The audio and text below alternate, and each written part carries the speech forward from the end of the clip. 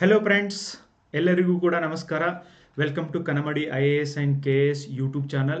Friends ನೋಡಿ, ಮುಂದೆ ಬರುವಂಥ PSI 402 ಎಕ್ಸಾಮ್ಗಾಗಿರ್ಬೋದು ಮತ್ತು KS ಮೇನ್ಸ್ಗೆ ಎಕ್ಸಾಮ್ ಆಗಿರ್ಬೋದು, ಯಾರ್ಯಾರು ಪ್ರಿಪ್ರೇಷನ್ ಮಾಡ್ತಿದ್ದೀರೋ ಅವರಿಗೆಲ್ಲ ಇವತ್ತು ಮತ್ತೊಂದು ಪ್ರಬಂಧವನ್ನು ಹೇಳಿಕೊಡ್ಲಿಕ್ಕೆ ಬಂದಿದ್ದೀನಿ. ಭಾರತದ ಪ್ರಜಾಪ್ರಭುತ್ವವು ಎದುರಿಸುತ್ತಿರುವ ಸವಾಲುಗಳು. ನೋಡಿ, ಈ ಒಂದು ಪ್ರಬಂಧವನ್ನು PSI 545 ಪರೀಕ್ಷೆಯಲ್ಲಿ ಕೇಳಲಾಗಿತ್ತು. ಆ ಪ್ರಬಂಧವನ್ನು ಇವನ್ KS ಎಕ್ಸಾಮ್ನಲ್ಲೂ ಕೂಡ ಇಂತಹ ಒಂದು ಪ್ರಬಂಧವನ್ನು ಕೇಳಿದರೆ ಹೇಗೆ ಬರೀಬೋದು. PSI ಪರೀಕ್ಷೆಯಲ್ಲಿ ಪ್ರಜಾಪ್ರಭುತ್ವ ವ್ಯವಸ್ಥೆಯನ್ನು ಕುರಿತು ಯಾವುದೇ ಪ್ರಬಂಧವನ್ನು ಕೇಳಿದರೂ ಕೂಡ ಈ ಒಂದು ಕಂಟೆಂಟ್ ಮೇಲೆ ನೀವು ಯಾವ ಥರ ಒಂದು ಚೆನ್ನಾಗಿರುವಂಥ ಪ್ರಬಂಧವನ್ನು ರಚನೆ ಮಾಡಬಹುದು ಅನ್ನೋದನ್ನು ಪೂರ್ತಿ ಡೀಟೇಲ್ ಆಗಿ ಹೇಳ್ತೀನಿ ಗೈಸ್. ಓಕೆ, ಆಮೇಲೆ ನೋಡಿ, ಪ್ರಜಾಪ್ರಭುತ್ವದ ವ್ಯವಸ್ಥೆ ಮೇಲಿರುವಂಥ ಈ ಪ್ರಬಂಧದಲ್ಲಿನ ಪಾಯಿಂಟ್ಸ್ಗಳನ್ನು ನೀವು ಬೇರೆ ಬೇರೆ ಪ್ರಬಂಧಗಳಲ್ಲೂ ಕೂಡ ಉಪಯೋಗವನ್ನು ಮಾಡಬಹುದು. ಸೊ ನಾನು ಹೇಳ್ತಾ ಇರೋದನ್ನು ಗಮನವಿಟ್ಟು ಕೇಳಿ ಫ್ರೆಂಡ್ಸ್. ನೋಡಿ, ಇವತ್ತು ನಾವು ಮೊದಲು ಹೆಂಗೆ ಪ್ರೆಡಿಕ್ಟ್ ಮಾಡ್ತಿದ್ವೋ ಅದೇ ಥರ ಪ್ರಬಂಧಗಳನ್ನು ಕೇಳ್ತಾ ಇಲ್ಲ, ಹೊಸ ಹೊಸ ಪ್ರಬಂಧಗಳನ್ನ ಕೇಳ್ತಿದ್ದಾರೆ. ಹಾಗಂತ ಓನ್ಲಿ ಪ್ರಚಲಿತ ಘಟನೆಗಳಲ್ಲಿರುವಂಥ ಪ್ರಬಂಧಗಳನ್ನ ಕೇಳ್ತಾ ಇಲ್ಲ, ಬೇರೆ ಹಳೆ ಪ್ರಬಂಧಗಳನ್ನು ಕೂಡ ಕೇಳ್ತಿದ್ದಾರೆ. ಅದಕ್ಕೆ PSI 545 ಒಂದು ಉದಾಹರಣೆ ಕೂಡ ಆಗಿದೆ. ಆಮೇಲೆ ಇದೇ ಒಂದು ಯೂಟ್ಯೂಬ್ ಚಾನಲಲ್ಲಿ 70ಕ್ಕೂ ಹೆಚ್ಚು ಪ್ರಬಂಧಗಳನ್ನು ನಾನೇ ಮಾಡಿದ್ದೀನಿ. ಆಮೇಲೆ PSI 545 ಈ 70 ಪ್ರಬಂಧಗಳನ್ನ ಏನು ಮಾಡಿದ್ದೀನೋ ಇದರೊಳಗೆ 100% ನಾನು ಹೇಳ್ತಾ ಇದ್ದೀನಿ, ಎಲ್ಲ ಪ್ರಬಂಧಗಳನ್ನು, ಯಾವ್ಯಾವ ಪ್ರಬಂಧಗಳನ್ನು ಎಕ್ಸಾಮ್ ಒಳಗೆ ಕೇಳಿದ್ರು ಆ ಎಲ್ಲ ಪ್ರಬಂಧಗಳನ್ನು ನಾನು ಆಲ್ರೆಡಿ ಮಾಡಿದ್ದೀನಿ ಗೈಸ್. ರೆಕಾರ್ಡ್ಸ್ ಇದ್ದಾವೆ, 2 ವರ್ಷ ಹಿಂದೆನೂ ಕೂಡ ಮಾಡಿದ್ದೀನಿ. ಯಾರು ಮನೆಯಲ್ಲಿ ಕುರಿತು ಸರಿಯಾಗಿ ಈ ವಿಡಿಯೋಗಳನ್ನು ಕೇಳ್ತೀರಿ, ಆಮೇಲೆ ನಮ್ಮ ಪ್ರಬಂಧ ಪುಸ್ತಕವನ್ನು ಸರಿಯಾಗಿ ಯಾರು ಓದ್ತಿರೋ ನೀವು 100% ಈ ಪರೀಕ್ಷೆಯನ್ನು ಕ್ಲಿಯರ್ ಮಾಡಲಿಕ್ಕೆ ಇವು ಸಹಕಾರಿಯಾಗ್ತವೆ ಗೈಸ್. PSI ಪೇಪರ್ 1ನಲ್ಲಿ ತೆಗೆದುಕೊಳ್ಳುವಂಥ ಅಂಕಗಳು ನೀವು ಫೈನಲ್ ಲಿಸ್ಟಲ್ಲಿ ಬರಲಿಕ್ಕೆ ಸಾಧ್ಯ ಆಗುತ್ತೆ, ಅವೇ ಕಾರಣ ಕೂಡ ಆಗ್ತವೆ. ಸೊ ಈಗ ತಾನೇ ನಾವು ಒಂದು ಪ್ರಬಂಧ ಪುಸ್ತಕವನ್ನು ಮಾರುಕಟ್ಟೆಗೆ ಬಂದಿದೆ. ಸೊ ಇದು ನಿಮಗೆ ಸೆಕೆಂಡ್ ಆವೃತ್ತಿಯಾದಂಥ ಒಂದು ಪ್ರಬಂಧ ಪುಸ್ತಕ ಇದೆ. 50 ಪ್ರಬಂಧಗಳಿರುವಂಥ ಒಂದು ಪುಸ್ತಕ ಆಗಿದೆ. ಬಹಳಷ್ಟು ಜನ ಯಾರ್ಯಾರು ಆರ್ಡರ್ ಮಾಡಿಲ್ವೋ ನನಗನ್ಸುತ್ತೆ ಇವತ್ತೇ ಈ ಪ್ರಬಂಧ ಪುಸ್ತಕವನ್ನು ನೀವು ತಗೊಳ್ಳಿ. ಈ ಒಂದು ಪ್ರಬಂಧ ಪುಸ್ತಕದ ವಿಶೇಷತೆಗಳನ್ನು ಹೇಳಬೇಕು ಅಂದರೆ, ಯಾಕೆ ನೀವು ಇದನ್ನು ತಗೋಬೇಕು ಅಂದರೆ, ನೋಡಿ, ಪ್ರಬಂಧ ರಚನೆಯನ್ನೇ ಹ್ಯಾಂಗೆ ಮಾಡಬೇಕು ಅಂತ ಹೇಳ್ಬಿಟ್ಟು ಬೇಸಿಕ್ಕಿಂದ ಈ ಪುಸ್ತಕದಲ್ಲಿ ನಿಮಗೆ ಇನ್ಫಾರ್ಮೇಷನ್ ಸಿಗುತ್ತೆ. ರಾಜ್ಯದಲ್ಲಿ ಮೊದಲ ಬಾರಿಗೆ ನೈತಿಕತೆ ಆಧಾರದ ಮೇಲೆ ಪ್ರಬಂಧಗಳನ್ನು ರಚನೆ ಹೇಗೆ ಮಾಡಬಹುದು ಅಂತ ತಿಳಿಸಲಾಗಿದೆ. ಸೊ ಯಾಕೆ ನೈತಿಕತೆ ಆಧಾರದ ಪ್ರಬಂಧಗಳು ಅಂತ ಕೇಳಿದರೆ, ನೋಡಿ, PSI 545 ಸಂತೋಷವು ಮನಸ್ಥಿತಿಯಾಗಿದೆ ಹೊರತು ಹೊರಗಿನಿಂದ ಬರುವುದಲ್ಲ ಅಂತ ನಿಮಗೆ ಪ್ರಶ್ನೆಯನ್ನು ಕೇಳಲಾಗಿತ್ತು. ಇವತ್ತು ನೈತಿಕ ಪೊಲೀಸ್ಗಿರಿಯನ್ನು ನಡೆಸ್ತಿದ್ದಾರೆ. ಇವತ್ತು ದಯಾಮರಣದ ಪ್ರಶ್ನೆ ಇದೆ. ಇವತ್ತು ಅತ್ಯಾಚಾರ ಮಾಡಿದವ್ರಿಗೆ ಯಾವ ಶಿಕ್ಷೆಯನ್ನು ಕೊಡಬೇಕು ಅನ್ನುವಂಥ ಒಂದು ನೈತಿಕ ಪ್ರಶ್ನೆ ಕಾಡ್ತಾ ಇದೆ. ಇಂಥ ಎಲ್ಲ ವಿಷಯಗಳ ಮೇಲೆ ಪ್ರಬಂಧಗಳನ್ನು ನೀವಿಲ್ಲಿ ಕಾಣಬಹುದು. ಆಮೇಲೆ ಕಳೆದ ವರ್ಷದ ಪ್ರಶ್ನೆ ಪತ್ರಿಕೆಗಳನ್ನು ಇಲ್ಲಿ ಹಾಕಲಾಗಿದೆ. ಪ್ರಚಲಿತ ಮತ್ತು ಸಾಂಪ್ರದಾಯಿಕ ಪ್ರಬಂಧಗಳಿಂದ ಕೂಡಿರುವಂಥ ಕಂಬೈಂಡ್ ಇರುವಂಥ ಪುಸ್ತಕ ಇದು ಆಗಿದೆ ಫ್ರೆಂಡ್ಸ್. ಆಮೇಲೆ ನೋಡಿ, 50 ಪ್ರಬಂಧಗಳನ್ನು 50 ಬೇರೆ ಬೇರೆ ವಿಷಯಗಳನ್ನು ನೀವು ಓದಿದಾಗ ಒಂದು ನಿಮಗೆ ಜ್ಞಾನ ಡೆಫಿನೆಟ್ಲಿ ಹೆಚ್ಚಾಗುತ್ತೆ. ಪ್ರತಿದಿನ ಒಂದು ಓದಿದ್ರು ಸಾಕು. ಡೇಟಾ ಮತ್ತು ಡೈಗ್ರಾಮ್ ಮುಖಾಂತರ ಎಸ್ಸೆಗಳನ್ನು ಕೊಟ್ಟಿರುವಂಥ ಮೊದಲ ಪುಸ್ತಕ ಕೂಡ ಇದು ಆಗಿದೆ ಫ್ರೆಂಡ್ಸ್. ಇದನ್ನು ನಮ್ಮನ್ನು ಟ್ರಸ್ಟ್ ಮಾಡಿ ನೀವು ಈ ಪುಸ್ತಕವನ್ನು ತಗೊಂಡಿದ್ದೆ ಆದಲ್ಲಿ ಐ ಆಮ್ ಶೋರ್ ಇದು ನಿಮ್ಮ ಗೇಮ್ ಚೇಂಜರ್ ಆಗಿ ಕೆಲಸ ಮಾಡುತ್ತೆ. ಆಮೇಲೆ ನೀವು ಓದಿರುವಷ್ಟೇ ಪ್ರಬಂಧಗಳು, 5-10 ಪ್ರಬಂಧಗಳನ್ನ ಯಾರು ಮಾಡ್ತಿರೋ ಅಷ್ಟು ಪ್ರಬಂಧಗಳು ಬರೋದಿಲ್ಲ ಫ್ರೆಂಡ್ಸ್. ಎದಕ್ಕಂದರೆ ಅದರೊಳಗಿನವೇ ಪ್ರಬಂಧಗಳು ಬರ್ತವೆ. ನಾನು PSI ಆಗ್ತೀನಿ ಅಂದರೆ ಆಗೋದಿಲ್ಲ. 4-5 ವರ್ಷಕ್ಕೆ ಒಂದು ಸರ್ತಿ ಕಾಲ್ಫಾರ್ಮ್ ಮಾಡ್ತಾ ಇರೋದ್ರಿಂದ ಸೊ ನೀವು ಕರೆದಾಗ ಸರಿಯಾಗಿ ನಿಮಗೆ ಸಿಕ್ಕಿರುವಂಥ ಅವಕಾಶವನ್ನು ಉಪಯೋಗಿಸ್ಕೋಬೇಕು ಅಂದರೆ ಇಂಥ ಒಂದು ಕ್ವಾಲಿಟಿ ಇರುವಂಥ ಪುಸ್ತಕಗಳನ್ನು ನೀವು ಓದಿದರೆ ಅದು ಡೆಫಿನೆಟ್ಲಿ ಉಪಯೋಗ ಆಗುತ್ತೆ. ಆಮೇಲೆ ಪ್ರಬಂಧ ಬರುವಂಥ ಕಲೆ ಹೇಳಲಾಗಿದೆ. ಇವನ್ 545 PSI ಕೇಳಿರುವಂಥ ಎಲ್ಲ ಪ್ರಬಂಧಗಳನ್ನು ಕೂಡ ಇದರೊಳಗೆ ಹಾಕಲಾಗಿದೆ. ಫಾರ್ ಎಕ್ಸಾಂಪಲ್ ನೋಡಿ, ಯಾವುದು ನ್ಯೂಸ್ ಒಳಗಿದೆ, ಇವತ್ತು ಜಮ್ಮು ಆ್ಯಂಡ್ ಕಾಶ್ಮೀರಲ್ಲಿ ಇದೇ ವರ್ಷನೇ 12 ಅಟ್ಯಾಕ್ಸ್ಗಳು ಆಗಿದ್ದಾವೆ ಅಂತ ಹೇಳ್ಬಿಟ್ಟು ನಿಮಗೆ ನ್ಯೂಸ್ ಪೇಪರಲ್ಲಿ ಸಿಗುತ್ತೆ ಗೈಸ್. ಆಮೇಲೆ ಟೆರರಿಸಮ್, ಭಯೋತ್ಪಾದನೆ ಅನ್ನುವಂಥದ್ದು ಮತ್ತೆ ಒಂದು ವಿಷಯ ಮುನ್ನೆಲೆಗೆ ಬಂದಿದೆ. ಇದ್ರ ಮೇಲೆ ನೀವು ಪ್ರಿಪೇರ್ ಮಾಡ್ಬೋದು. ಯಾವ್ಯಾವ ವಿಷಯಗಳು day to day even news ಪೇಪರಲ್ಲಿ ಜಾಸ್ತಿ ವಿಷಯಗಳು ಬರ್ತಿದಾವೋ, ಎದ್ರ ಬಗ್ಗೆ ಬರ್ತಿದಾವೋ ಅಂಥ ಒಂದು ಪ್ರಬಂಧಗಳನ್ನು ಕೂಡ ನಾನು ನಿಮಗೆ ಯೂಟ್ಯೂಬಲ್ಲಿ ಈ ಒಂದು ಚಾನಲ್ ಮೂಲಕ ಡೆಫಿನೆಟ್ಲಿ ಮಾಡಿಕೊಡ್ತಾ ಇರ್ತೀನಿ. ಸೊ ಈ ಒಂದು 50 ಪ್ರಬಂಧಗಳ ಪುಸ್ತಕ ಏನಿದೆ ಇದನ್ನು ನೀವು ಮರೀದೆ ತಗೊಳ್ಳಿ ಆಸ್ಪಿರೆಂಟ್ಸ್. ಓಕೆ, ಸೊ ಇದರೊಳಗೆ ನಿಮಗೆ ಇತ್ತೀಚೆಗೆ ಬಂದಿರುವಂಥ ಎಲ್ಲ ವಿಷಯಗಳು 33% ರಿಸರ್ವೇಷನ್, ಒಂದು ದೇಶ ಒಂದು ಚುನಾವಣೆ, ಏಕರೂಪ ನಾಗರಿಕ ಸಂಹಿತೆ, ವಿಕಸಿತ ಭಾರತ, ಮತ್ತು ಜುಲೈ 1ರಿಂದ ಜಾರಿಗೆ ಬಂದಂಥ ಕ್ರಿಮಿನಲ್ ಕಾನೂನುಗಳ ಬಗ್ಗೆನೂ ಕೂಡ ಪ್ರಬಂಧ ಸಿಗುತ್ತೆ ಫ್ರೆಂಡ್ಸ್. ಇನ್ನೂ ಎಷ್ಟು ಅಪ್ಡೇಟ್ ಮಾಡಬೇಕು ನೀವೇ ಹೇಳಿ. ಸೊ ಭಾರತದ ಪ್ರಜಾಪ್ರಭುತ್ವ ಎದುರಿಸ್ತಿರುವಂಥ ಸವಾಲುಗಳಾಗಿರ್ಬೋದು, ಆಮೇಲೆ ಒಂದು ದೇಶದ ಭವಿಷ್ಯವು ಅದರ ತರಗತಿಗಳಲ್ಲಿ ರೂಪುಗೊಳ್ಳುತ್ತದೆ. ಯಾವುದೇ ಪ್ರಬಂಧ ಪುಸ್ತಕ ನೋಡಿ ಈ ಥರ ಒಂದು ಡಿಮಾರ್ಕೇಶನ್ ಮಾಡಿ, ಈ ಥರ ಒಂದು ಬ್ಲೆಂಡ್ ಆಗಿ ಕರೆಂಟ್ ಅಫೇರ್ಸ್ ಮತ್ತು ಮೊದಲಿನ ಪ್ರಶ್ನೆಗಳನ್ನು ಹಾಕಿ, ಆಮೇಲೆ ಅದರ ಜೊತೆಗೆ ಈವನ್ ಇವತ್ತಿನ ಒಂದು ವಿಷಯಗಳನ್ನು ಹಾಕಿ, ಡೇಟಾನ ಹಾಕಿ, ಅಪ್ಡೇಟ್ ಮಾಡಿ, ಮತ್ತು ಡೈಗ್ರಾಮ್ನ ಹಾಕಿ ಇರುವಂಥ ಪುಸ್ತಕ ನಿಮಗೆ ಮಾರುಕಟ್ಟೆಯಲ್ಲಿ ದೊರೀತಾ ಇದೆ ಅಂದರೆ ನನಗನ್ಸುತ್ತೆ ಒಂದು ಕಡೆ ಕೂತು ಸರಿಯಾಗಿ ಓದಿದರೆ ಈಗ ನೀವು ಕಾಂಪಿಟೇಟಿವ್ ಎಕ್ಸಾಮ್ ಪಾಸ್ ಆಗೋದು ತುಂಬಾ ಸುಲಭ ಗೈಸ್. ಸೊ ಯಾರಿಗೆ ಪುಸ್ತಕ ಬೇಕೋ ಇಲ್ಲಿ ನಿಮಗೆ ಒಂದು ಫೋನ್ ನಂಬರ್ನ ಕೂಡ ನೀಡಲಾಗಿದೆ. ಅಂಚೆ ಮೂಲಕ ಈ ಪುಸ್ತಕವನ್ನು ನಾವು ನಿಮಗೆ ತಲುಪಿಸ್ತೀವಿ. ಈಗ ಬೇರೆ ಬೇರೆ ರಾಜ್ಯಗಳಲ್ಲಿ ಇರುವಂಥ ನಮ್ಮ ರಾಜ್ಯದ ಜನ ಅಂದರೆ ಉತ್ತರ ಪ್ರದೇಶ್, ನಾಗಾಲ್ಯಾಂಡಲ್ಲಿ ಇರುವಂಥವರು ಕೂಡ ಪ್ರಬಂಧ ಪುಸ್ತಕವನ್ನು, ಭಾರತ ಸೈನಿಕರಾಗಿ ವರ್ಕ್ ಮಾಡ್ತಾ ಇರೋರು ಕೂಡ ಪ್ರಬಂಧ ಪುಸ್ತಕವನ್ನು ಪರ್ಚೇಸ್ ಮಾಡ್ತಿದ್ದಾರೆ, ಆಮೇಲೆ ಓದ್ತಿದ್ದಾರೆ. ಇದರ ರಿವ್ಯೂಗಳನ್ನು ಕೂಡ ನಮ್ಮ ಟೆಲಿಗ್ರಾಮ್ ಗ್ರೂಪ್ ಕನ್ನಮಡಿ IAS KSನಲ್ಲಿ ನಾನು ಹಾಕಿದ್ದೀನಿ ಫ್ರೆಂಡ್ಸ್. ಸೊ ನೀವು ಈ ಸಪ್ತೆ ಇವನ್ ನಮ್ಮ ಟೆಲಿಗ್ರಾಮ್ ಗ್ರೂಪ್ಗೂ ಕೂಡ ಜಾಯಿನ್ ಆಗ್ರಿ. ಅದರ ಒಂದು ಲಿಂಕನ್ನು ನಾನು ವಿಡಿಯೋ ಡಿಸ್ಕ್ರಿಪ್ಷನ್ ಬಾಕ್ಸಲ್ಲಿ ಹಾಕ್ತೀನಿ, ಪಿನ್ ಮಾಡಿರ್ತೀನಿ. ಅದನ್ನು ಜಾಯಿನ್ ಆಗೋದನ್ನು ಬರಿಬೇಡಿ. ಎದಕ್ಕಂದರೆ ಪ್ರತಿದಿನ ಕೂಡ ಬರಲಿ ಆ ವಿಷಯಗಳನ್ನು ನಾನು ಅಪ್ಡೇಟ್ ಮಾಡ್ತಾ ಇರ್ತೀನಿ. ಆಮೇಲೆ ಪ್ರತಿದಿನ ನ್ಯೂಸ್ ಪೇಪರ್ ಕಟ್ಟಿಂಗ್ಸ್ಗಳನ್ನು ಕೂಡ ನಾನು ಈ ಒಂದು ಪ್ರಬಂಧ ಪುಸ್ತಕದಲ್ಲಿ ಹಾಕ್ತಾ ಇರ್ತೀನಿ. ಓಕೆ, ಐ ಹೋಪ್ ಇಂಥ ಒಂದು ಪ್ರಬಂಧ ಪುಸ್ತಕ ನಿಮಗೆ ಹೆಲ್ಪ್ ಆಗುತ್ತೆ. ಅದನ್ನು ಪರ್ಚೇಸ್ ಮಾಡೋದನ್ನು ಮರಿಬೇಡಿ. ಈಗ ಪ್ರಬಂಧಕ್ಕೆ ಬನ್ನಿ. ನೋಡಿ, ನಾರ್ಮಲಿ ಪ್ರಬಂಧ ರಚನೆಯನ್ನು ಯಾವ ಥರ ಮಾಡಬೇಕು, ಯಾವ ಥರ ಡೇಟಾನ ನಾನು ಆ್ಯಡ್ ಮಾಡಿದ್ದೀನಿ, ಯಾವ ಥರ ಸಿಸ್ಟಮೆಟಿಕ್ ಆಗಿ ನೀವು ಬರೆದ್ರೆ ನಿಮಗೆ ಅಂಕಗಳು ಸಿಗ್ತವೆ ಅನ್ನೋದನ್ನು ಪೂರ್ತಿಯಾಗಿ ಹೇಳ್ಕೊಡ್ತೀನಿ ನೋಡಿ ಫ್ರೆಂಡ್ಸ್.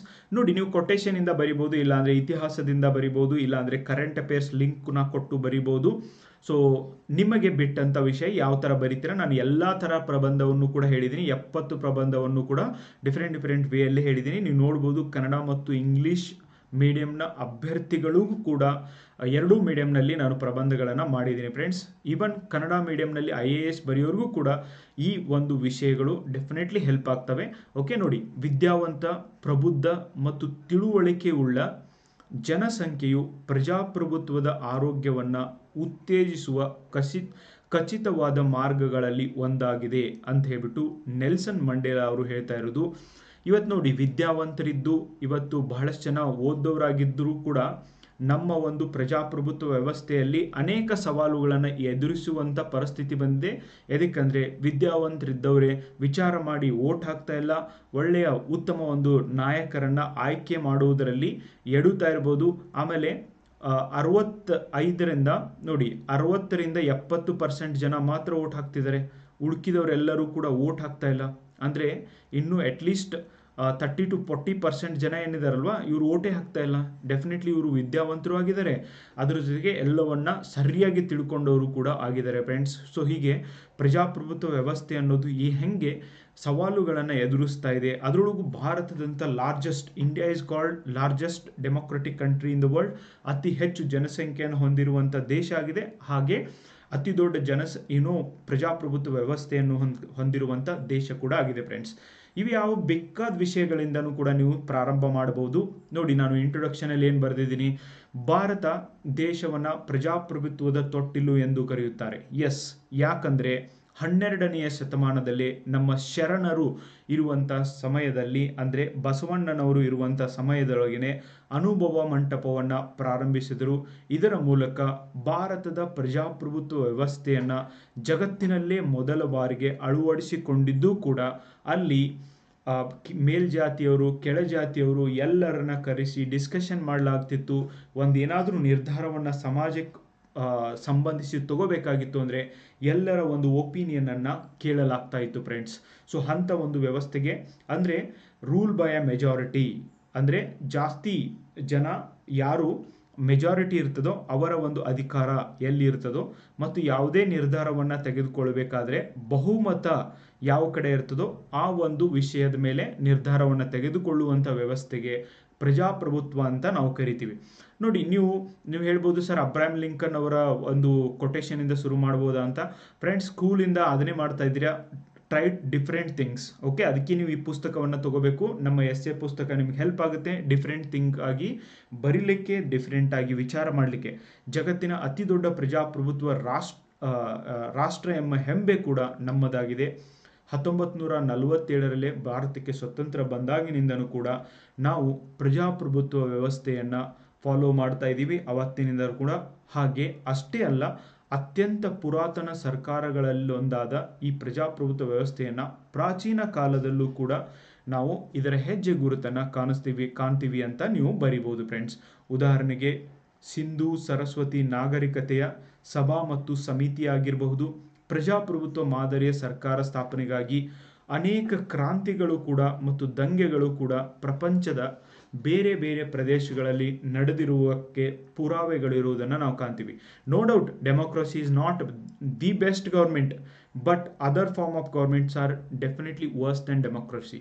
ಓಕೆ, ಇದಕ್ಕಿಂತನೂ ಕೆಟ್ಟದಾಗಿದೆ ಹೊರತು ಇದಕ್ಕಿಂತನೂ ಒಳ್ಳೆಯವಾಗಿರುವಂಥ ಯಾವುದೇ ವ್ಯವಸ್ಥೆ ಇಲ್ಲ. ಅದಕ್ಕೆ democracy is definitely good government ಅಂತಾನೆ ನಾವು ಹೇಳ್ಬೋದು ಫ್ರೆಂಡ್ಸ್.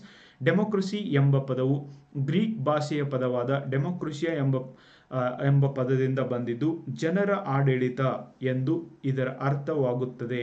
ನೋಡಿ, ಒಂದು ಭಾರತದ ಬಗ್ಗೆ ಬರೆದಿದ್ದೀರಾ, ಪ್ರಜಾಪ್ರಭುತ್ವ ಅಂದ್ರೆ ಏನು ಬರೆದಿದ್ದೀರಾ, ಎಲ್ಲಿಂದ ಪದ ಬಂತು ಅಂತ ಬಂದಿದ್ದೀರಾ, 8 ರಿಂದ 10 ಲೈನ್ ಒಳಗಡೆ ನಿಮ್ಮ ಒಂದು ಇಂಟ್ರೊಡಕ್ಷನ್ ಅನ್ನ ಬರಿಬೇಕು ಫ್ರೆಂಡ್ಸ್.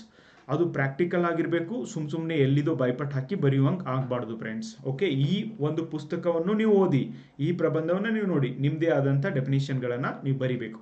ಪ್ರಜಾಪ್ರಭುತ್ವ ವ್ಯವಸ್ಥೆಯಲ್ಲಿ ಚುನಾವಣೆಗಳು ಮಹತ್ವದಾದಂಥ ಪಾತ್ರವನ್ನು ವಹಿಸ್ತವೆ. ಜನರು ತಮ್ಮದೇ ಆದ ಸರ್ಕಾರವನ್ನು ರಚಿಸಿಕೊಳ್ಳಲು ಚುನಾವಣೆಗಳು ಡೆಫಿನೆಟ್ಲಿ ಅವಕಾಶವನ್ನು ಒದಗಿಸುತ್ತವೆ. ಹಾಗೆ ಒಬ್ಬ ಪ್ರಜೆ ಒಂದು ಮತ ಎನ್ನುವ ತತ್ವದ ಮೇಲೆ ಕಾರ್ಯನಿರ್ವಹಿಸಲಾಗುತ್ತದೆ. ಪ್ರಜಾಪ್ರಭುತ್ವದಲ್ಲಿ ಸರ್ಕಾರವು ಜನರಿಂದ ರಚನೆಗೊಂಡಿದ್ದು ಜನರೇ ನಿರ್ಧಾರ ಕೈಗೊಳ್ಳುವ ಪ್ರಭುಗಳಾಗಿರುತ್ತಾರೆ ಅಂತ ಹೇಳ್ಬಿಟ್ಟು ನೀವು ಬರಿಬಹುದು ಫ್ರೆಂಡ್ಸ್. ಅನ್ಫಾರ್ಚುನೇಟ್ಲಿ ಏನಾಗ್ತಾ ಇದೆ ಅಂದರೆ ಬಹಳಷ್ಟು ಜನ ಈ ಪ್ರಜಾಪ್ರಭುತ್ವ ವ್ಯವಸ್ಥೆಯಲ್ಲಿ ಭಾಗಿಯಾಗ್ತಾ ಇಲ್ಲ ಇವತ್ತು. ಓಕೆ, ಆಮೇಲೆ ಪ್ರಜಾಪ್ರಭುತ್ವವನ್ನು ಉಳಿಸ್ಬೇಕಾದಂಥ ಒಂದು ಬ್ಯೂರೋಕ್ರಾಟ್ ಆಗಿರ್ಬೋದು, ಆಫೀಸರ್ಸ್ ಆಗಿರ್ಬೋದು, ನಿಮಗೆಲ್ಲ ಗೊತ್ತೇ ಇದೆ. ಇವತ್ತು ದೇಶಾದ್ಯಂತ ಪೂಜಾ ಖೇಡ್ಕರ್ ಅವರ ಒಂದು ಕೇಸ್ ಏನಾಗಿದೆ ಅಂತ, ಫೇಕ್ ಸರ್ಟಿಫಿಕೇಟ್ನ ಕೊಟ್ಟು IAS ಪರೀಕ್ಷೆಯಲ್ಲಿ ಪಾಸ್ ಆಗಿದ್ದಾರೆ ಅಂತ ಇಂಥವ್ರು 10 ಜನರ ಮೇಲೆ ಇವತ್ತು ಎನ್ಕ್ವೈರಿ ನಡೀತಾ ಇದೆ. IAS IPS ಪರೀಕ್ಷೆಗಳಲ್ಲಿ ಭ್ರಷ್ಟಾಚಾರ ನಡೆದಿದೆ ಅಂತ. ಎಲ್ಲಿವರೆಗೂ ನಮ್ಮ ಒಂದು ಹಕ್ಕುಗಳಿಗೆ ನಾವು ಡಿಮ್ಯಾಂಡ್ ಮಾಡೋದಿಲ್ಲ ಅಲ್ಲಿವರೆಗೂ ಈ ಅನ್ಯಾಯಗಳು ನಿಲ್ಲೋದೇ ಇಲ್ಲ ಫ್ರೆಂಡ್ಸ್. ಓಕೆ, ಸೊ ಈ ಥರ ನೀವು ಪ್ರಾರಂಭ ಮಾಡ್ಬೋದು. ಹಾಗೆ ನೋಡಿ, ಅಮೆರಿಕದ ಮಾಜಿ ಅಧ್ಯಕ್ಷರಾದಂಥ ಅಬ್ರಹಾಂ ಲಿಂಕನ್ ಅವರು ಹೇಳಿದ್ದಾರೆ, ಜನರಿಂದ ಜನರಿಗಾಗಿ ಮತ್ತು ಜನರಿಗೋಸ್ಕರ ರಚನೆಗೊಂಡ ಸರ್ಕಾರವನ್ನು ಎಂದು ಕೂಡ ವ್ಯಾಖ್ಯಾನಿಸಲಾಗುತ್ತೆ. ಪ್ರಜಾಪ್ರಭುತ್ವದಲ್ಲಿ ಪರಮಾಧಿಕಾರವನ್ನು ಪ್ರಜೆಗಳೇ ಹೊಂದಿರುತ್ತಾರೆ. ಓಕೆ, ಬಟ್ ಫ್ರೆಂಡ್ಸ್, ನೀವು ವಿಚಾರ ಮಾಡಿ, ಭಾರತ ಒಂದೇ ಡೆಮೋಕ್ರೆಟಿಕ್ ಕಂಟ್ರಿ. ನಮಗೆಲ್ಲ ನಮ್ಮ ದೇಶದೊಳಗೆ ಎಲ್ಲರಿಗೂ 18 ವರ್ಷಕ್ಕೆ ವೋಟ್ ಮಾಡುವಂಥ ಅಧಿಕಾರ ಸಿಗುತ್ತೆ. ಓಕೆ, ಸೊ ಆದರೆ ಒಬ್ಬ ವ್ಯಕ್ತಿ ಭಾರತದೊಳಗೆ ಎಲೆಕ್ಷನಲ್ಲಿ ನಿಲ್ಲಬೇಕು ಅಂದರೆ 21 ವರ್ಷ ಆಗಿರಬೇಕು. ಪಂಚಾಯತಿ ಎಲೆಕ್ಷನ್ನ ಕಂಟೆಸ್ಟ್ ಮಾಡಬೇಕು ಅಂದರೆ. ಯಾಕೆ ಈ ಥರ ವ್ಯವಸ್ಥೆ? ಓಕೆ, ಡೆಮೋಕ್ರಸಿಯಲ್ಲಿ ಇದರ ಅರಿವು ಮೂಡಬೇಕು. ಯಂಗ್ ಲೀಡರ್ಸ್ಗಳು ನಮ್ಮ ಮುನ್ನೆಲೆಗೆ ಬರಬೇಕು. ಸೊ ಆದ್ದರಿಂದ 18 ವರ್ಷಕ್ಕೇ ಚುನಾವಣೆಯಲ್ಲಿ ಕಂಟೆಸ್ಟ್ ಮಾಡುವಂಥ ಅಧಿಕಾರವನ್ನು ಕೊಡಬೇಕು. ಇದರ ಬಗ್ಗೆ ನಿಮ್ಮ ಅನಿಸಿಕೆ ಏನು? ನನಗನ್ಸುತ್ತೆ 18 ವರ್ಷಕ್ಕೆ ಕೊಡೋದು ಒಳ್ಳೆಯದು. ನಿಮಗೆ ಯಾರಿಗಾದರೂ ಸರಿಯಿಲ್ಲ, ಅವಾಗ ಇನ್ನೂ ಚಿಕ್ಕವ್ರು ಇರ್ತಾರೆ, ಮೆಚ್ಯೂರಿಟಿ ಇರೋದಿಲ್ಲ ಅನ್ನೋದಾದರೆ, ನಾನು ನೋಡಿದ್ದೀನಿ ಭಾಳ ಜನರನ್ನ 60 ವರ್ಷ ಆದರೂ ಮೆಚ್ಯೂರಿಟಿ ಬಂದಿರೋದಿಲ್ಲ ಗೈಸ್. ಮೆಚ್ಯೂರಿಟಿಗೂ ವಯಸ್ಸಿಗೂ ಅಷ್ಟು ಸಂಬಂಧ ಇಲ್ಲ. ಡೆಫಿನೆಟ್ಲಿ ಮೆಚ್ಯೂರಿಟಿ, ನೀವು ಏನಾದರೂ ಮಾಡಬೇಕು ಅಥವಾ ನೀವು ಹೊಸದನ್ನು ಮಾಡಬೇಕು ಅಂದಾಗ ನಿಮಗೆ ಐಡಿಯಾಗಳು ಬರ್ತವೆ. ಏನೂ ಮಾಡೋದಿಲ್ಲ ಅಂದರೆ ಎಷ್ಟು ವಯಸ್ಸಾದರೂ ಕೂಡ ಮೆಚ್ಯೂರಿಟಿ ಬರೋದಿಲ್ಲ. ಓಕೆ, ಸೊ ದೇಶಗಳಲ್ಲಿ ಕಾರ್ಯಾಂಗ, ಶಾಸಕಾಂಗ, ನ್ಯಾಯಾಂಗ ಈ ವ್ಯವಸ್ಥೆಯನ್ನು ಸುಗಮವಾಗಿ ತಮ್ಮ ಕಾರ್ಯವನ್ನು ಡೆಫಿನೆಟ್ಲಿ ನಿರ್ವಹಿಸ್ತವೆ. ಸಾಮಾಜಿಕ ಮಾಧ್ಯಮಗಳು, ಮುದ್ರಣ ಪತ್ರಿಕೆಗಳು ಜನರ ಅಭಿಪ್ರಾಯಗಳನ್ನು ಎತ್ತಿ ಹಿಡಿಯುವಲ್ಲಿ ಉತ್ತಮ ಸಾಧನಗಳಾಗಿವೆ. ಅಂದರೆ ಇವೆಲ್ಲವೂ ಕೂಡ ಡೆಮೋಕ್ರಸಿಗೆ ಒಂಥರ ವೆಪನ್ಸ್ ಇದ್ದಂಗೆ. Okay, you have to write in that way. Okay, so ಈ ಥರ ನೀವು ಬರಿಬೇಕು ಫ್ರೆಂಡ್ಸ್. ಭಾರತವು ಸ್ವತಂತ್ರ ಸಿಕ್ಕ ಸಮಯದಲ್ಲಿ ಬಡತನ, ಅನಕ್ಷರತೆ, ನಿರುದ್ಯೋಗ ಮತ್ತು ಸಾಮಾಜಿಕ ಹಿಂದುಳಿದಿರುವಿಕೆಯಂಥ ಸವಾಲುಗಳನ್ನು ಎದುರಿಸುತ್ತಿತ್ತು. ಈಗಲೂ ಎದುರಿಸ್ತಿದೆಯಾ ಫ್ರೆಂಡ್ಸ್? ಹೇಳಿ ನೋಡೋಣ. 90% ಮಿಡಲ್ ಕ್ಲಾಸ್, ಲೋವರ್ ಮಿಡಲ್ ಕ್ಲಾಸಲ್ಲಿ ಬಂದರೆ ನಮ್ಮ ದೇಶದೊಳಗೆ 10% ಜಗತ್ತಿನ ರಿಚೆಸ್ಟ್ ಪೀಪಲ್ ಇದೇ ದೇಶದೊಳಗೆ ಇರೋದನ್ನು ನಾವು ಕಾಣ್ತೀವಿ. ಅದಕ್ಕೇನೆ Indians are sitting on golden bench with empty stomach ಅಂತ ಹೇಳಲಾಗುತ್ತೆ ಫ್ರೆಂಡ್ಸ್. ಹೀಗೆ ಭಾರತವು ಅನೇಕ ಸಮಸ್ಯೆಗಳಿಗೆ ಮುಖಾಮುಖಿ ಆಗುತ್ತಾ ಇರುವುದನ್ನು ನಾವು ಕಾಣ್ತೀವಿ ಇವತ್ತಿನವರೆಗೂ ಕೂಡ. ನೋಡಿ ಯಾವ ಥರ ಒಂದು ವಿಷಯವನ್ನು ಹೆಣೆಯಲಾಗಿದೆ ಗೈಸ್. ನೀವೇನಾದರೂ ಸರಿಯಾಗಿ ಒಂದು ಕಡೆ ಕೂತು ಈ ಪ್ರಬಂಧ ಪುಸ್ತಕವನ್ನು ಪರ್ಚೇಸ್ ಮಾಡಿ ಓದಿದ್ದೇ ಆದಲ್ಲಿ ನಾನು ಹೇಳ್ತಾ ಇದ್ದೀನಿ, ಬೇರೆ ಏನು ಹೊಸದನ್ನು ಮಾಡಬಾರ್ದು. ನಾನು ಕೊಟ್ಟಿರುವಂಥ ಕಂಟೆಂಟನ್ನು ಕೂಡ ಒಂದು ಸರ್ತಿ ಗಮನದಲ್ಲಿಟ್ಟು ನೋಡಿ. ಪ್ರಜಾಪ್ರಭುತ್ವದಲ್ಲಿ 2 ಪ್ರಕಾರಗಳಿರೋದನ್ನು ನಾವು ಕಾಣ್ತೀವಿ. ಪ್ರಜಾಪ್ರಭುತ್ವದ ವಿಧಗಳಲ್ಲಿ ಫಸ್ಟ್ಗೆ ಪ್ರತ್ಯಕ್ಷ ಪ್ರಜಾಪ್ರಭುತ್ವ, ದಟ್ ಈಸ್ ಡೈರೆಕ್ಟ್ ಡೆಮೋಕ್ರಸಿ ಅಂತ ಹೇಳ್ಬಿಟ್ಟು ಬರ್ತವೆ. ಇಲ್ಲಿ ಸರ್ಕಾರವನ್ನು ಜನರೇ ರಚಿಸ್ತಾರೆ. ಸೊ ಸರ್ಕಾರದಲ್ಲಿ ಏನಾದರೂ ತಪ್ಪುಗಳಾದರೆ ಜನರೇ ಅದನ್ನು ಕರೆಕ್ಟ್ ಮಾಡ್ತಾರೆ. ಅಂದರೆ ತಾವು ಆಯ್ಕೆ ಮಾಡಿ ಕಳಿಸಿದಂಥ ಒಬ್ಬ ರಾಜಕಾರಣಿಯನ್ನು ತಾವೇ ಹೊರಳಿ ಕೂಡ ವಾಪಸ್ ಕರೆಸ್ಕೋತಾರೆ. ಅಂದರೆ ಜನ ಬೇಡ ಅಂದರೆ ಅವ್ನು ರಿಸೈನ್ ಮಾಡಬೇಕು. ಇಂಥ ಒಂದು ವ್ಯವಸ್ಥೆ ಡೈರೆಕ್ಟ್ ಡೆಮೋಕ್ರಸಿ ಅಂತ ಕರಿತೀವಿ. ಇದು ಜಗತ್ತಿನ ಕೆಲವೊಂದು ದೇಶಗಳಲ್ಲಿ ಪ್ರಚಲಿತದಲ್ಲಿದೆ. ಭಾರತದಲ್ಲಿ ಡೈರೆಕ್ಟ್ ಡೆಮೋಕ್ರಸಿ ಇಲ್ಲ ಫ್ರೆಂಡ್ಸ್.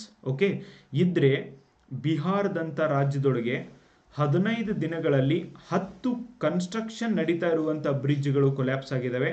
ಅಲ್ಲಿ ಯಾವುದೇ ಒಬ್ಬ PWD ಮಿನಿಸ್ಟರ್ ರಿಸೈನ್ ಮಾಡಿಲ್ಲ, ಹೋಮ್ ಮಿನಿಸ್ಟರ್ ರಿಸೈನ್ ಮಾಡಿಲ್ಲ, CM ಕೂಡ ರಿಸೈನ್ ಮಾಡಿಲ್ಲ. ಓಕೆ, ಯಾಕೆ ರಿಸೈನ್ ಮಾಡಿಲ್ಲ ಅಂದರೆ ನಮ್ಮ ದೇಶ ಡೈರೆಕ್ಟ್ ಪ್ರಜಾಪ್ರಭುತ್ವ ವ್ಯವಸ್ಥೆಯನ್ನು ಹೊಂದಿಲ್ಲ. ಓಕೆ, ಸೊ ಎರಡನೇದ ಅಪರೋಕ್ಷ ಪ್ರಜಾಪ್ರಭುತ್ವ ವ್ಯವಸ್ಥೆ. ನಮ್ಮ ದೇಶನೇ ಇದಕ್ಕೆ ಒಂದು ಬೆಸ್ಟ್ ಎಕ್ಸಾಂಪಲ್. ಪ್ರಜೆಗಳಾದಂಥ ನಾವು ನಮ್ಮ ಪ್ರತಿನಿಧಿಗಳಾಗಿ ಪೊಲಿಟಿಷಿಯನ್ಸ್ನ, ರಾಜಕೀಯ ವ್ಯಕ್ತಿಗಳನ್ನು ಆಯ್ಕೆ ಮಾಡಿ ನಮ್ಮ ನಾಯಕರನ್ನಾಗಿ ಮಾಡಿ ಕಳಿಸ್ತೀವಿ. ಇವರು ನಮ್ಮ ಒಂದು ಆಸೆ ಆಕಾಂಕ್ಷೆಗಳಿಗೆ ಮತ್ತು ಕಾಲಕ್ಕೆ ತಕ್ಕಂತೆ ನಡೆಯುವಂಥ ಈ ಒಂದು ಬದಲಾವಣೆಗೆ ಹೊಂದಿಕೊಳ್ಳುವ ಹಾಗೆ ಕಾನೂನುಗಳನ್ನು ರಚನೆ ಮಾಡೋದಾಗಿರ್ಬೋದು, ಚುನಾವಣೆಯಲ್ಲಿ ಗೆದ್ದು ಜನರ ಆಶೋತ್ತರಗಳನ್ನು ತೀರಿಸಲಿಕ್ಕೆ ಕೆಲಸ ಮಾಡ್ತಾರೆ ನಮ್ಮ ಪ್ರತಿನಿಧಿಗಳಾಗಿ. ನಮ್ಮ ದೇಶದೊಳಗೆ ಹೆಂಗಿದೆ ಅಲ್ವಾ ಈ ವ್ಯವಸ್ಥೆ. ಇದನ್ನು ಪರೋಕ್ಷ ಚುನಾವಣಾ ಪದ್ಧತಿ ಅಥವಾ ಪರೋಕ್ಷ ಪ್ರಜಾಪ್ರಭುತ್ವ ವ್ಯವಸ್ಥೆ ಅಂತ ನಾವು ಕರಿತೀವಿ. ಓಕೆ, ಸೊ ಐ ಹೋಪ್ ಎರಡಕ್ಕೂ ಡಿಫ್ರೆನ್ಸ್ ಹೇಳಿದ್ದೀನಿ ಅಂತ. ಇತ್ತೀಚೆಗೆ VDEM ಎಂಬ ಸಂಸ್ಥೆ ಬಿಡುಗಡೆ ಮಾಡಿರುವ, ನೋಡಿ ಇದು ಕರೆಂಟ್ ಅಫೇರ್ಸ್ ಗೈಸ್, ಇಂಥವುಗಳನ್ನು ನೀವು ಹಾಕಲೇಬೇಕು ಅಂದಾಗ ಮಾತ್ರ ನಿಮಗೆ ಮಾರ್ಕ್ಸ್ ಬರ್ತವೆ. ಜಾಗತಿಕ ಪ್ರಜಾಪ್ರಭುತ್ವ ಸೂಚ್ಯಾಂಕದಲ್ಲಿ 108ನೇ ಸ್ಥಾನವನ್ನು ಪಡೆದಿದೆ. ಸೊ ಸಮಯಕ್ಕೆ ನೀವು ಬರೆದಿರುವಂಥ ಪ್ರಬಂಧವನ್ನು ಅಪ್ಡೇಟ್ ಮಾಡಬೇಕು. ಇದೇ ಒಂದು ಚಾನಲಲ್ಲಿ 70ಕ್ಕೂ ಹೆಚ್ಚು ಪ್ರಬಂಧಗಳಿದ್ದಾವೆ. ಇವುಗಳನ್ನು ಸರಿಯಾಗಿ ನೋಡ್ತಾ ಹೋಗಿ ಪ್ರತಿದಿನ, ನೋಡಿ ನಿಮಗೆ ಎಷ್ಟು ಉಪಯೋಗ ಆಗುತ್ತೆ ಅಂತ. ಸೊ ಹಾಗಾದರೆ ಬನ್ನಿ ಭಾರತದ ಪ್ರಜಾಪ್ರಭುತ್ವಕ್ಕೆ ಇರುವಂಥ ಸವಾಲುಗಳನ್ನು ಕುರಿತು ಚರ್ಚಿಸೋಣ. ಈ 108ನೇ ಸ್ಥಾನ ಬಹಳ ದೂರ ಹೋಗಿದೆ ಫ್ರೆಂಡ್ಸ್. ಸೊ ನಮ್ಮ ಪ್ರಜಾಪ್ರಭುತ್ವಕ್ಕೆ ಇನ್ನೂ ಚೆನ್ನಾಗಿರುವಂಥ ಸ್ಥಾನ ಸಿಗಬೇಕಾಗಿತ್ತು. ಯಾಕೆ ಸಿಕ್ಕಿಲ್ಲ ಅಂದರೆ ಇನ್ನೂ ಆದರೂ ನಮ್ಮ ಪ್ರಜಾಪ್ರಭುತ್ವ ವ್ಯವಸ್ಥೆ ಅನೇಕ ಸವಾಲುಗಳನ್ನು ಎದುರಿಸ್ತಾ ಇದೆ. ಅನಕ್ಷರತೆ, ಬಡತನ, ಲಿಂಗ ಅಸಮಾನತೆ, ಜಾತ್ಯತೀತತೆ, ಕೋಮುವಾದ, ಭ್ರಷ್ಟಾಚಾರ, ರಾಜಕೀಯ ಅಪರಾಧೀಕರಣ, ಪಕ್ಷಾಂತರ, ಸಾಮಾಜಿಕ ಅಸಮಾನತೆ, ಪ್ರಾದೇಶಿಕ ಅಸಮಾನತೆ, ಈ ಎಲ್ಲ ಸಮಸ್ಯೆಗಳಿಂದ ಭಾರತದ ಒಂದು ಪ್ರಜಾಪ್ರಭುತ್ವ ವ್ಯವಸ್ಥೆ ಬಳಲ್ತಾ ಇದೆ. ಇವತ್ತು ಈ ಎಲ್ಲ ಸಮಸ್ಯೆಗಳನ್ನು ಕುರಿತು ನೋಡಿ, ಇದ್ರ ಮೇಲೆ ಯಾವ ಥರ ನೀವು ಈ ಪಾಯಿಂಟ್ಸ್ಗಳನ್ನು ಎಕ್ಸ್ಪ್ಲೇನ್ ಮಾಡಬೇಕು. These are the points. ಬರೀ ಪಾಯಿಂಟ್ಸ್ ಬರೆದು ಬಿಡಂಗಿಲ್ಲ, ಈ ಪಾಯಿಂಟ್ಸ್ಗಳನ್ನು ನೀವು ಎಕ್ಸ್ಪ್ಲೇನ್ ಮಾಡಬೇಕು. ಮೊದಲನೇದಾಗಿ ಅನಕ್ಷರತೆ. ಯಾವ ಥರ ಎಕ್ಸ್ಪ್ಲನೇಷನ್ನ ಮಾಡಬೇಕು ನೋಡಿ. ಇವನ್ ಬಾರ್ ಡಯಾಗ್ರಾಮ್ ಆಗಿರ್ಬೋದು, ಚಾರ್ಟ್ಸ್ ಆಗಿರ್ಬೋದು, ಈ ಥರ ಒಂದು ನೀವು ಚಾರ್ಟ್ಸ್ ಹಾಕಿ ಕೂಡ ಇದನ್ನೇ ಎಕ್ಸ್ಪ್ಲೇನ್ ಮಾಡ್ಬೋದು ಫ್ರೆಂಡ್ಸ್. ಬಟ್ ಡಿಫ್ರೆಂಟ್ ಆಗಿ ಎಸ್ಸೆ ಬರೆದಾಗ ಮಾತ್ರ ನಿಮ್ಮ ಮಾರ್ಕ್ಸ್ ಸಿಗುತ್ತೆ. ಯಾಕಂದರೆ 50,000 ಜನ ಎಕ್ಸಾಮ್ ಬರೀತಾರೆ ಅಂದರೆ 500 ಪೋಸ್ಟ್ ಇರ್ತವೆ ಗೈಸ್. ಅದರೊಳಗೆ ನೀವೇ ಯಾಕೆ ಸೆಲೆಕ್ಷನ್ ಆಗಬೇಕು? You have to show your talent. ಆಮೇಲೆ ರೈಟಿಂಗ್ ಸ್ಕಿಲ್ನ ತೋರಿಸಲೇಬೇಕು. ಯಾವ ಥರ ಬರಿಬೇಕು ಅಂತ ಹೇಳ್ತೀನಿ ನೋಡಿ. ಭಾರತ ಸ್ವತಂತ್ರಗೊಂಡ ಸಂದರ್ಭದಲ್ಲಿ ಅನಕ್ಷರತೆಯು ಪ್ರಜಾಪ್ರಭುತ್ವಕ್ಕೆ ಅತಿ ದೊಡ್ಡ ಸವಾಲಾಗಿತ್ತು. ಆವಾಗಂತೂ ನಮ್ಮ ಒಂದು ಸಾಕ್ಷರತೆ ಜಸ್ಟ್ 18% ಇತ್ತು ಗೈಸ್. ಯಾವಾಗ ನಮಗೆ ಸ್ವತಂತ್ರ ಬಂತೋ ಆವಾಗ. ಓಕೆ, ಬಟ್ ಇವತ್ತು 74%ಗೆ ಹೆಚ್ಚಿಗೆ ಆಗಿದೆ. ನೋಡಿ, ನೀವು ಬರೀ ಹೇಳ್ತಾ ಇಲ್ಲ, ಡೇಟಾ ಕೂಡ ಹೇಳ್ತಿದ್ದೀರಾ. ಇದು ಇಂದು ಕೂಡ ಒಂದು ಪ್ರಮುಖ ಸವಾಲಾಗಿ ಮುಂದುವರೆದಿದೆ. ಕೇರಳ ಮಾತ್ರ 100% ಲಿಟ್ರಸಿನ ಅಚೀವ್ ಮಾಡಿದೆ ಫ್ರೆಂಡ್ಸ್. ಅದರ್ ರಾಜ್ಯಗಳಲ್ಲಿ ಇಲ್ಲ, ದೇಶದಲ್ಲಿ ಇಲ್ಲ. ಓಕೆ, ಅದಕ್ಕೆ ಕೇರಳ ಎಲ್ಲ ಒಂದು ಸಾಮಾಜಿಕವಾದಂಥ ರ್ಯಾಂಕಿಂಗ್ಸ್ಗಳನ್ನ ಬಿಡ್ತಾರೆ, ಅದರೊಳಗೆ ಫಸ್ಟ್ ಕೂಡ ಬರ್ತದೆ. ನಾಗರಿಕರ ಶಿಕ್ಷಣದ ಮಟ್ಟವು ಪ್ರಜಾಪ್ರಭುತ್ವದ ಯಶಸ್ವಿ ಕಾರ್ಯನಿರ್ವಹಣೆ ಮತ್ತು ಸಾಮಾಜಿಕ ಆರ್ಥಿಕ ಅಭಿವೃದ್ಧಿಗೆ ಎರಡಕ್ಕೂ ಕೂಡ ಪ್ರಮುಖ ಪಾತ್ರವನ್ನು ವಹಿಸ್ತದೆ. ಡೆಫಿನೆಟ್ಲಿ ಯಾವ ದೇಶ ಶಿಕ್ಷಿತವಾಗಿದೆಯೋ ಅಲ್ಲಿ ಮಾತ್ರ ಎಲ್ಲ ಇಂಡಿಕೇಟರ್ಸ್ಗೂ ಕೂಡ ತುಂಬ ಚೆನ್ನಾಗಿ ಒಂದು ಬೆಲೆ ಇದೆ ಅನ್ನೋದನ್ನು ನಾವು ಕಾಣ್ತೀವಿ. 1951ರಲ್ಲಿ ಸಾಕ್ಷರತೆಯ ಪ್ರಮಾಣವು ಕೇವಲ 18% ಇತ್ತು ಭಾರತದೊಳಗೆ. ಓಕೆ, ಅದರೊಳಗೂ ಮಹಿಳಾ ಸಾಕ್ಷರತೆ ಜಸ್ಟ್ 8.9% ಇದ್ದಿದ್ದನ್ನು ನಾವು ಕಾಣ್ತೀವಿ. ಇದು ಅತ್ಯಲ್ಪ ಕೂಡ ಆಗಿತ್ತು ಫ್ರೆಂಡ್ಸ್. ಇದರಿಂದ ಮತದಾನದ ಹಕ್ಕಿನ ಅರಿವು ಇನ್ನೂ ಎಲ್ಲರಿಗೂ ಕೂಡ ತಲುಪಿಲ್ಲದ ಕಾರಣ ಪೂರ್ಣ ಪ್ರಮಾಣದಲ್ಲಿ ಮತದಾನ ಆಗ್ತಿರ್ಲಿಲ್ಲ. ಆದರೆ 2011ರ ಜನಗಣತಿ ಪ್ರಕಾರ ಇವತ್ತು ನಮ್ಮ ಒಂದು ಶೈಕ್ಷಣಿಕ ಮಟ್ಟ 74.4%ಗೆ ಏರಿಕೆಯಾಗಿದ್ದು, ಇದರಲ್ಲಿ ಕೂಡ ಮಹಿಳಾ ಸಾಕ್ಷರತೆ 65%ಗೆ ರೀಚ್ ಆಗಿದ್ದು ನಮ್ಮ ದೇಶ ಮಾಡಿರುವಂಥ ಒಂದು ದೊಡ್ಡ ಸಾಧನೆನೇ ಅಂತ ನನಗನ್ಸುತ್ತೆ ಫ್ರೆಂಡ್ಸ್. ಎದಕ್ಕಂದರೆ because year by year literacy increase ಆಗ್ತಾ ಇದೆ. 2011ರ ಡೇಟಾ ಮಾತ್ರ ನಮಗಿದೆ, ಯಾಕಂದರೆ ಸೆನ್ಸಸ್ ಅವಾಗ ಮಾತ್ರ ಆಗಿದ್ದು. ಈಗಿನ ಸೆನ್ಸಸ್ನ ನೋಡಿದರೆ ಐ ಆಮ್ ಶೂರ್ 75%ಗಿಂತ ಜಾಸ್ತಿನೂ ಹೋಗಿರ್ಬೋದು. ಲೆಟ್ ಸಿ, ಸೆನ್ಸಸ್ ಬಂದ ಮೇಲೆ ಇದನ್ನು ನೋಡೋಣ ಗೈಸ್. ಸೊ ಇದರ ಅರ್ಥ ದೇಶದ ಜನಸಂಖ್ಯೆಯ 1/4 ಜನರು ಇನ್ನೂ ಅನಕ್ಷರಾಗಿದ್ದಾರೆ ಅಂತ ಅರ್ಥ. ಸೊ ಅನಕ್ಷರ ಇರುವಂಥ ಜನ ಕೂಡ ಪ್ರಜಾಪ್ರಭುತ್ವ ವ್ಯವಸ್ಥೆಗೆ ಒಂದು ದೊಡ್ಡ ಸವಾಲೇ ಆಗಿದ್ದಾರೆ. ಇವರು ವಿಚಾರ ಮಾಡಿ ಓಟ್ ಹಾಕೋದಿಲ್ಲ. ಆದ್ದರಿಂದನೇ ಇವತ್ತಿನವರೆಗೂ ನಮ್ಮ ದೇಶದೊಳಗೆ ನೋಡಿ, ಕುಕ್ಕರ್ನ ಕೊಡ್ತಾರೆ ಅಂತ ಮಹಿಳೆಯರು, ಲಿಕ್ಕರ್ನ ಕೊಡ್ತಾರೆ ಅಂತ ಹೇಳ್ಬಿಟ್ಟು ಪುರುಷರು ಓಟ್ ಹಾಕುವಂಥ ವ್ಯವಸ್ಥೆ ಈ ದೇಶದೊಳಗೆ ಎಲ್ಲಿವರೆಗೂ ಇರುತ್ತೆ ಅಲ್ಲಿವರೆಗೂ ಬಾರ್ಡರ್ ಏರಿಯಾದಲ್ಲಿ ನಿಂತು ನಮ್ಮ ದೇಶವನ್ನು ಶತ್ರು ರಾಷ್ಟ್ರಗಳಿಂದ, ಶತ್ರು ಸೈನಿಕರಿಂದ ಕಾಪಾಡ್ತಾ ಇರುವಂಥ ನಮ್ಮ ಸೈನಿಕರ ಜೀವ ಏನು ಸ್ಯಾಕ್ರಿಫೈಸ್ ಮಾಡ್ತಿದ್ದಾರೆ ಅದಕ್ಕೆ ಬೆಲೆ ಇರೋದಿಲ್ಲ ಗೈಸ್. ಆದ್ದರಿಂದ ಶಿಕ್ಷಿತರಾದಂಥ ಮತ್ತು ಸರಿಯಾಗಿ ತಿಳಿದಂಥ ಒಂದು ನಾಗರಿಕ ಅವಶ್ಯಕತೆ ಇದೆ. ಅನಕ್ಷರತೆ ನಮ್ಮ ಒಂದು ಪ್ರಜಾಪ್ರಭುತ್ವ ವ್ಯವಸ್ಥೆಗೆ ಒಂದು ದೊಡ್ಡ ಸವಾಲಾಗಿದೆ. ನೀವು ಈ ಥರ ಬರಿಬೋದು ಫ್ರೆಂಡ್ಸ್. ನೋಡಿ ಯಾವ ಥರ ಡೇಟಾನ ಕೊಡಲಾಗಿದೆ, ಹೊಸ ಥರದಲ್ಲಿ ಪ್ರಬಂಧಗಳನ್ನು ನಿಮಗೆ ಕೊಡಲಾಗಿದೆ ಫ್ರೆಂಡ್ಸ್. ಸೊ ಅದಕ್ಕೆ ಪ್ರಬಂಧ ಪುಸ್ತಕವನ್ನು ಪರ್ಚೇಸ್ ಮಾಡೋದನ್ನು ಮರಿಬೇಡಿ. ಬಡತನ ನೋಡಿ, ಬಡತನ ಡೆಫಿನೆಟ್ಲಿ ಸಾಮಾನ್ಯವಾಗಿ ಬಡತನವನ್ನು ಪ್ರಜಾಪ್ರಭುತ್ವಕ್ಕಿರುವ ಅತಿ ದೊಡ್ಡ ಶಾಪವೆಂದು ಕೂಡ ಹೇಳಲಾಗುತ್ತೆ ಫ್ರೆಂಡ್ಸ್. ಓಕೆ, ಡೆಫಿನೆಟ್ಲಿ ಬಡತನ ಅನ್ನೋದು ಇವನ್ ಅಶಿಕ್ಷಿತರಿರಲಿಕ್ಕೂ ಕೂಡ ಶಾಪನೇ ಆಗಿದೆ. ಏಕೆಂದರೆ ಹಸಿದವನಿಗೆ ಮೊದಲು ಆಹಾರ ಮುಖ್ಯವಾಗಿರ್ತದೆ ಹೊರತು ಸರ್ಕಾರ ರಚನೆ ಮುಖ್ಯವಾಗಿರುವುದಿಲ್ಲ. ಆಗ ಇವನು ವೋಟ್ ಹಾಕಬೇಕಾಗಿರುವಂಥ ಒಂದು ಅಧಿಕಾರ ಏನು ಸಿಕ್ಕಿದೆಯೋ ಇದನ್ನು ಸರಿಯಾಗಿ ಉಪಯೋಗಿಸ್ಕೊಳ್ತಿದಾರ ನಮ್ಮ ದೇಶ ಜನ ಎಂಬ ಪ್ರಶ್ನೆ ಕೂಡ ಇಲ್ಲಿ ಹುಟ್ಟುತ್ತೆ ಗೈಸ್. ಹೀಗಾಗಿ ಹಸಿವು ನೀಗಿಸಲು ಜನರು ತಮ್ಮ ಮತವನ್ನು ಮಾರಿಕೊಳ್ಳಬಹುದು. ಇದೇ ಆಗ್ತಾ ಇರೋದು. ಬಡತನ ಇರೋದ್ರಿಂದ ಜನ ವಿಚಾರ ಮಾಡಿ ವೋಟ್ ಹಾಕ್ತಾ ಇಲ್ಲ. ಅವರು ತಮ್ಮ ಒಂದು ವೋಟ್ಗಳನ್ನು ಸೀರೆ ಮತ್ತು ಕುಕ್ಕರ್ಗೆ ಮತ್ತು 1,000 ರೂಪಾಯಿಗೆ ತಮ್ಮ ವೋಟ್ಗಳನ್ನು ಮಾರಾಟ ಆಗ್ತಾ ಇರೋದು ಕೂಡ ದೊಡ್ಡ ದುರಂತ ಆಗಿದೆ ಫ್ರೆಂಡ್ಸ್. ಓಕೆ, ಭಾರತ ಸರ್ಕಾರದ ಪ್ರಕಾರ ಗ್ರಾಮೀಣ ಪ್ರದೇಶದಲ್ಲಿ ವಾಸಿಸುವ ವ್ಯಕ್ತಿಯು ದಿನಕ್ಕೆ ಒಂದಕ್ಕೆ ಸರಾಸರಿಯಾಗಿ 2,400 ಕ್ಯಾಲೋರಿಗಿಂತ ಕಡಿಮೆ ಆಹಾರವನ್ನು ಸೇವಿಸ್ತಿದ್ರೆ ಅಂಥ ಒಬ್ಬ ವ್ಯಕ್ತಿಯನ್ನು ನಾವು ಬಡವರು ಅಂತ ಕರಿತೀವಿ. ಬಡತನ ಹೆಚ್ಚಿರೋದು ಕೂಡ ಭಾರತದ ಪ್ರಜಾಪ್ರಭುತ್ವ ವ್ಯವಸ್ಥೆಗೆ ಒಂದು ಸವಾಲಾಗಿದೆ. ಇತ್ತೀಚೆಗೆ UNDP ನೀಡಿರುವಂಥ ಒಂದು ವರದಿ ಪ್ರಕಾರ, ಮಾನವ ಅಭಿವೃದ್ಧಿ ಸೂಚ್ಯಾಂಕದ ಪ್ರಕಾರ 2024 ಮತ್ತು 23-24 ಪ್ರಕಾರ ಭಾರತದ ಸ್ಥಾನ 193 ರಾಷ್ಟ್ರಗಳಲ್ಲಿ 134ಕ್ಕೆ ಸ್ಥಾನದಲ್ಲಿ ಇರೋದನ್ನು ಕಾಣ್ತೀವಿ. ನಮ್ಮ ನೆರೆಯ ದೇಶಗಳಾದಂಥ ಶ್ರೀಲಂಕಾ, ಬಾಂಗ್ಲಾದೇಶ್ ನಮ್ಮ ದೇಶದಕ್ಕಿಂತನೂ, ನೇಪಾಳ್, ಭೂತಾನ್ಗಳು ನಮ್ಮ ದೇಶದಕ್ಕಿಂತನೂ ಬೆಟರ್ ರ್ಯಾಂಕನ್ನು ಪಡೆದಿವೆ, ಬೆಟರ್ ಪೊಸಿಷನ್ನಲ್ಲಿರೋದನ್ನು ಕಾಣ್ತೀವಿ. ಭಾರತದಂಥ ಅಭಿವೃದ್ಧಿ ಹೊಂದುತ್ತಿರುವ ದೇಶ ಈ ಒಂದು 134ನೇ ರ್ಯಾಂಕಿಗೆ ಖುಷಿ ಬಾಡ್ದಿತ್ತು ಗೈಸ್. ಓಕೆ, ನೋಡಿ ಅಪ್ಡೇಟ್ ಮಾಡಲಾಗಿದೆ. ಇದನ್ನು ಕರೆಂಟ್ ಡೇಟಾನ ನಿಮಗೆ ಪುಸ್ತಕದಲ್ಲಿ ನೀಡಲಾಗಿದೆ ಗೈಸ್. ನೆಕ್ಸ್ಟ್, ಲಿಂಗ ಅಸಮಾನತೆ ನೋಡಿ. ಇದು ಜೆಂಡರ್ ಇಕ್ವಾಲಿಟಿ ಅಂತ ನಾವು ಹೇಳ್ತೀವಿ. ಎಲ್ಲಿವರೆಗೂ ಜನರ ಮನಸ್ಥಿತಿ ಚೇಂಜ್ ಆಗೋದಿಲ್ಲ ಅಲ್ಲಿವರೆಗೂ ಲಿಂಗ ಸಮಾನತೆ ಅನ್ನೋದು ಕೂಡ ಡಿಸ್ಟೆಂಟ್ ಡ್ರೀಮೇ ಗೈಸ್. ಮಹಿಳೆಯು ತನ್ನ ಜೀವನದ ಪ್ರತಿ ಹಂತದಲ್ಲೂ ಕೂಡ ತಾರತಮ್ಯದ ಭಾವನೆಯನ್ನು ಎದುರುಕೊಂಡೇ ಬರ್ತಿದ್ದಾರೆ. ಇವತ್ತಿನವರೆಗೂ ಕೂಡ ಜಗತ್ತಿನಾದ್ಯಂತ ಇವರನ್ನು ಸೆಕೆಂಡ್ ಕ್ಲಾಸ್ ಸಿಟಿಜನ್ ಅಂತಾನೆ ಟ್ರೀಟ್ ಮಾಡಲಾಗುತ್ತೆ. ಆದರೆ ಲಿಂಗ ಸಮಾನತೆ ಬರೋದ್ರಿಂದ ಮಾತ್ರ ಒಂದು ಆರೋಗ್ಯಕರ ಪ್ರಜಾಪ್ರಭುತ್ವ ವ್ಯವಸ್ಥೆಯನ್ನು ನಾವು ಕ್ರಿಯೇಟ್ ಮಾಡ್ಬೋದು ಫ್ರೆಂಡ್ಸ್. ಮೂಲಭೂತ ಹಕ್ಕುಗಳು, ಮೂಲಭೂತ ಕರ್ತವ್ಯಗಳಲ್ಲಿ ಕೂಡ ಲಿಂಗ ಸಮಾನತೆಯನ್ನು ಕುರಿತು ಹೇಳಲಾಗಿದೆ ಭಾರತ ಸಂವಿಧಾನದಲ್ಲಿ. ಆದರೂ ಕೂಡ ಇಲ್ಲಿವರೆಗೂ ಲಿಂಗ ಸಮಾನತೆಯನ್ನು ತರಲಾಗ್ತಾ ಇಲ್ಲ. ಈವನ್ ಸೆಕ್ಸ್ ರೇಷೋ ನಮ್ಮ ದೇಶದೊಳಗೆ ಕಡಿಮೆ ಇದೆ ನೋಡಿ. ಇವತ್ತು ಆಗ್ತಾ ಇರುವಂಥ ಕ್ರೈಮ್ಗಳಿಗೆ ಸೆಕ್ಸ್ ರೇಷೋ ಕಡಿಮೆ ಇರೋದು ಕೂಡ ಕಾರಣ ಆಗಿದೆ ಫ್ರೆಂಡ್ಸ್. 14 ವರ್ಷದ ಚಿಕ್ಕ ಬಾಲಕಿಯ ಮೇಲೆ, 10 ವರ್ಷದ ಚಿಕ್ಕ ಬಾಲಕಿಯ ಮೇಲೆ ಇವತ್ತು ರೇಪ್ ಕೇಸ್ಗಳಾಗ್ತಿದ್ದಾವೆ. ಸೊ ಹಾಗೆ 973 ನಮ್ಮ ಒಂದು ಸೆಕ್ಸ್ ರೇಷೋ ಆಗಿರೋದ್ರಿಂದ ಸೊ ಉಳಿದವರಿಗೆ ಡೆಫಿನೆಟ್ಲಿ ಒಂದು ಏನು ಒಬ್ಬ ಪುರುಷನಿಗೆ ಒಬ್ಬ ಮಹಿಳೆ ಬೇಕು ಅಂತ ಹೆಂಗಿದೆಯೋ ಆ ಒಂದು ನಿಯಮ ಇಲ್ಲಿ ಪಾಲನೆ ಆಗ್ತಾ ಇಲ್ಲ. ಅದಕ್ಕೆ ಇವತ್ತು ನಮ್ಮ ರೈತರು ಕೂಡ ಹೆಣ್ಣು ಸಿಗದೆ ಇರೋದ್ರಿಂದ ಸರ್ಕಾರಕ್ಕೆ ಮನವಿ ಮಾಡ್ತಿದ್ದಾರೆ, ನನಗೆ ಮದುವೆ ಆಗಲಿಕ್ಕೆ ಹೆಣ್ಣನ್ನು ಹುಡುಕೊಡಿ, ನಾನು ರೈತರಾಗಿದ್ದರಿಂದ ಯಾರು ನನಗೆ ಹೆಣ್ಣು ಕೊಡ್ತಾ ಇಲ್ಲ ಅಂತ. ಓಕೆ, ಲಿಂಗ ಸಮಾನತೆ ಅನ್ನೋದು ಹೆಂಗೆ ಬರುತ್ತೆ ನೀವೇ ಹೇಳಿ ಫ್ರೆಂಡ್ಸ್. ಚೈಲ್ಡ್ ಸೆಕ್ಸ್ ರೇಷಿಯೋನೇ ಕಡಿಮೆ ಇದೆ ನಮ್ಮ ದೇಶದೊಳಗೆ.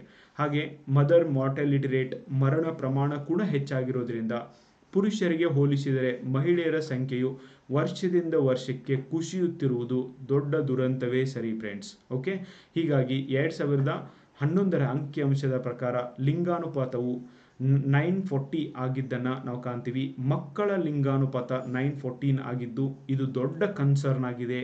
ಮಕ್ಕಳ ಲಿಂಗಾನುಪಾತ ಇರಬೇಕಾಗಿತ್ತು, ಬಟ್ ನಮ್ಮ ದೇಶದೊಳಗೆ ಇದು ಹೆಚ್ಚಿಲ್ಲ ಫ್ರೆಂಡ್ಸ್.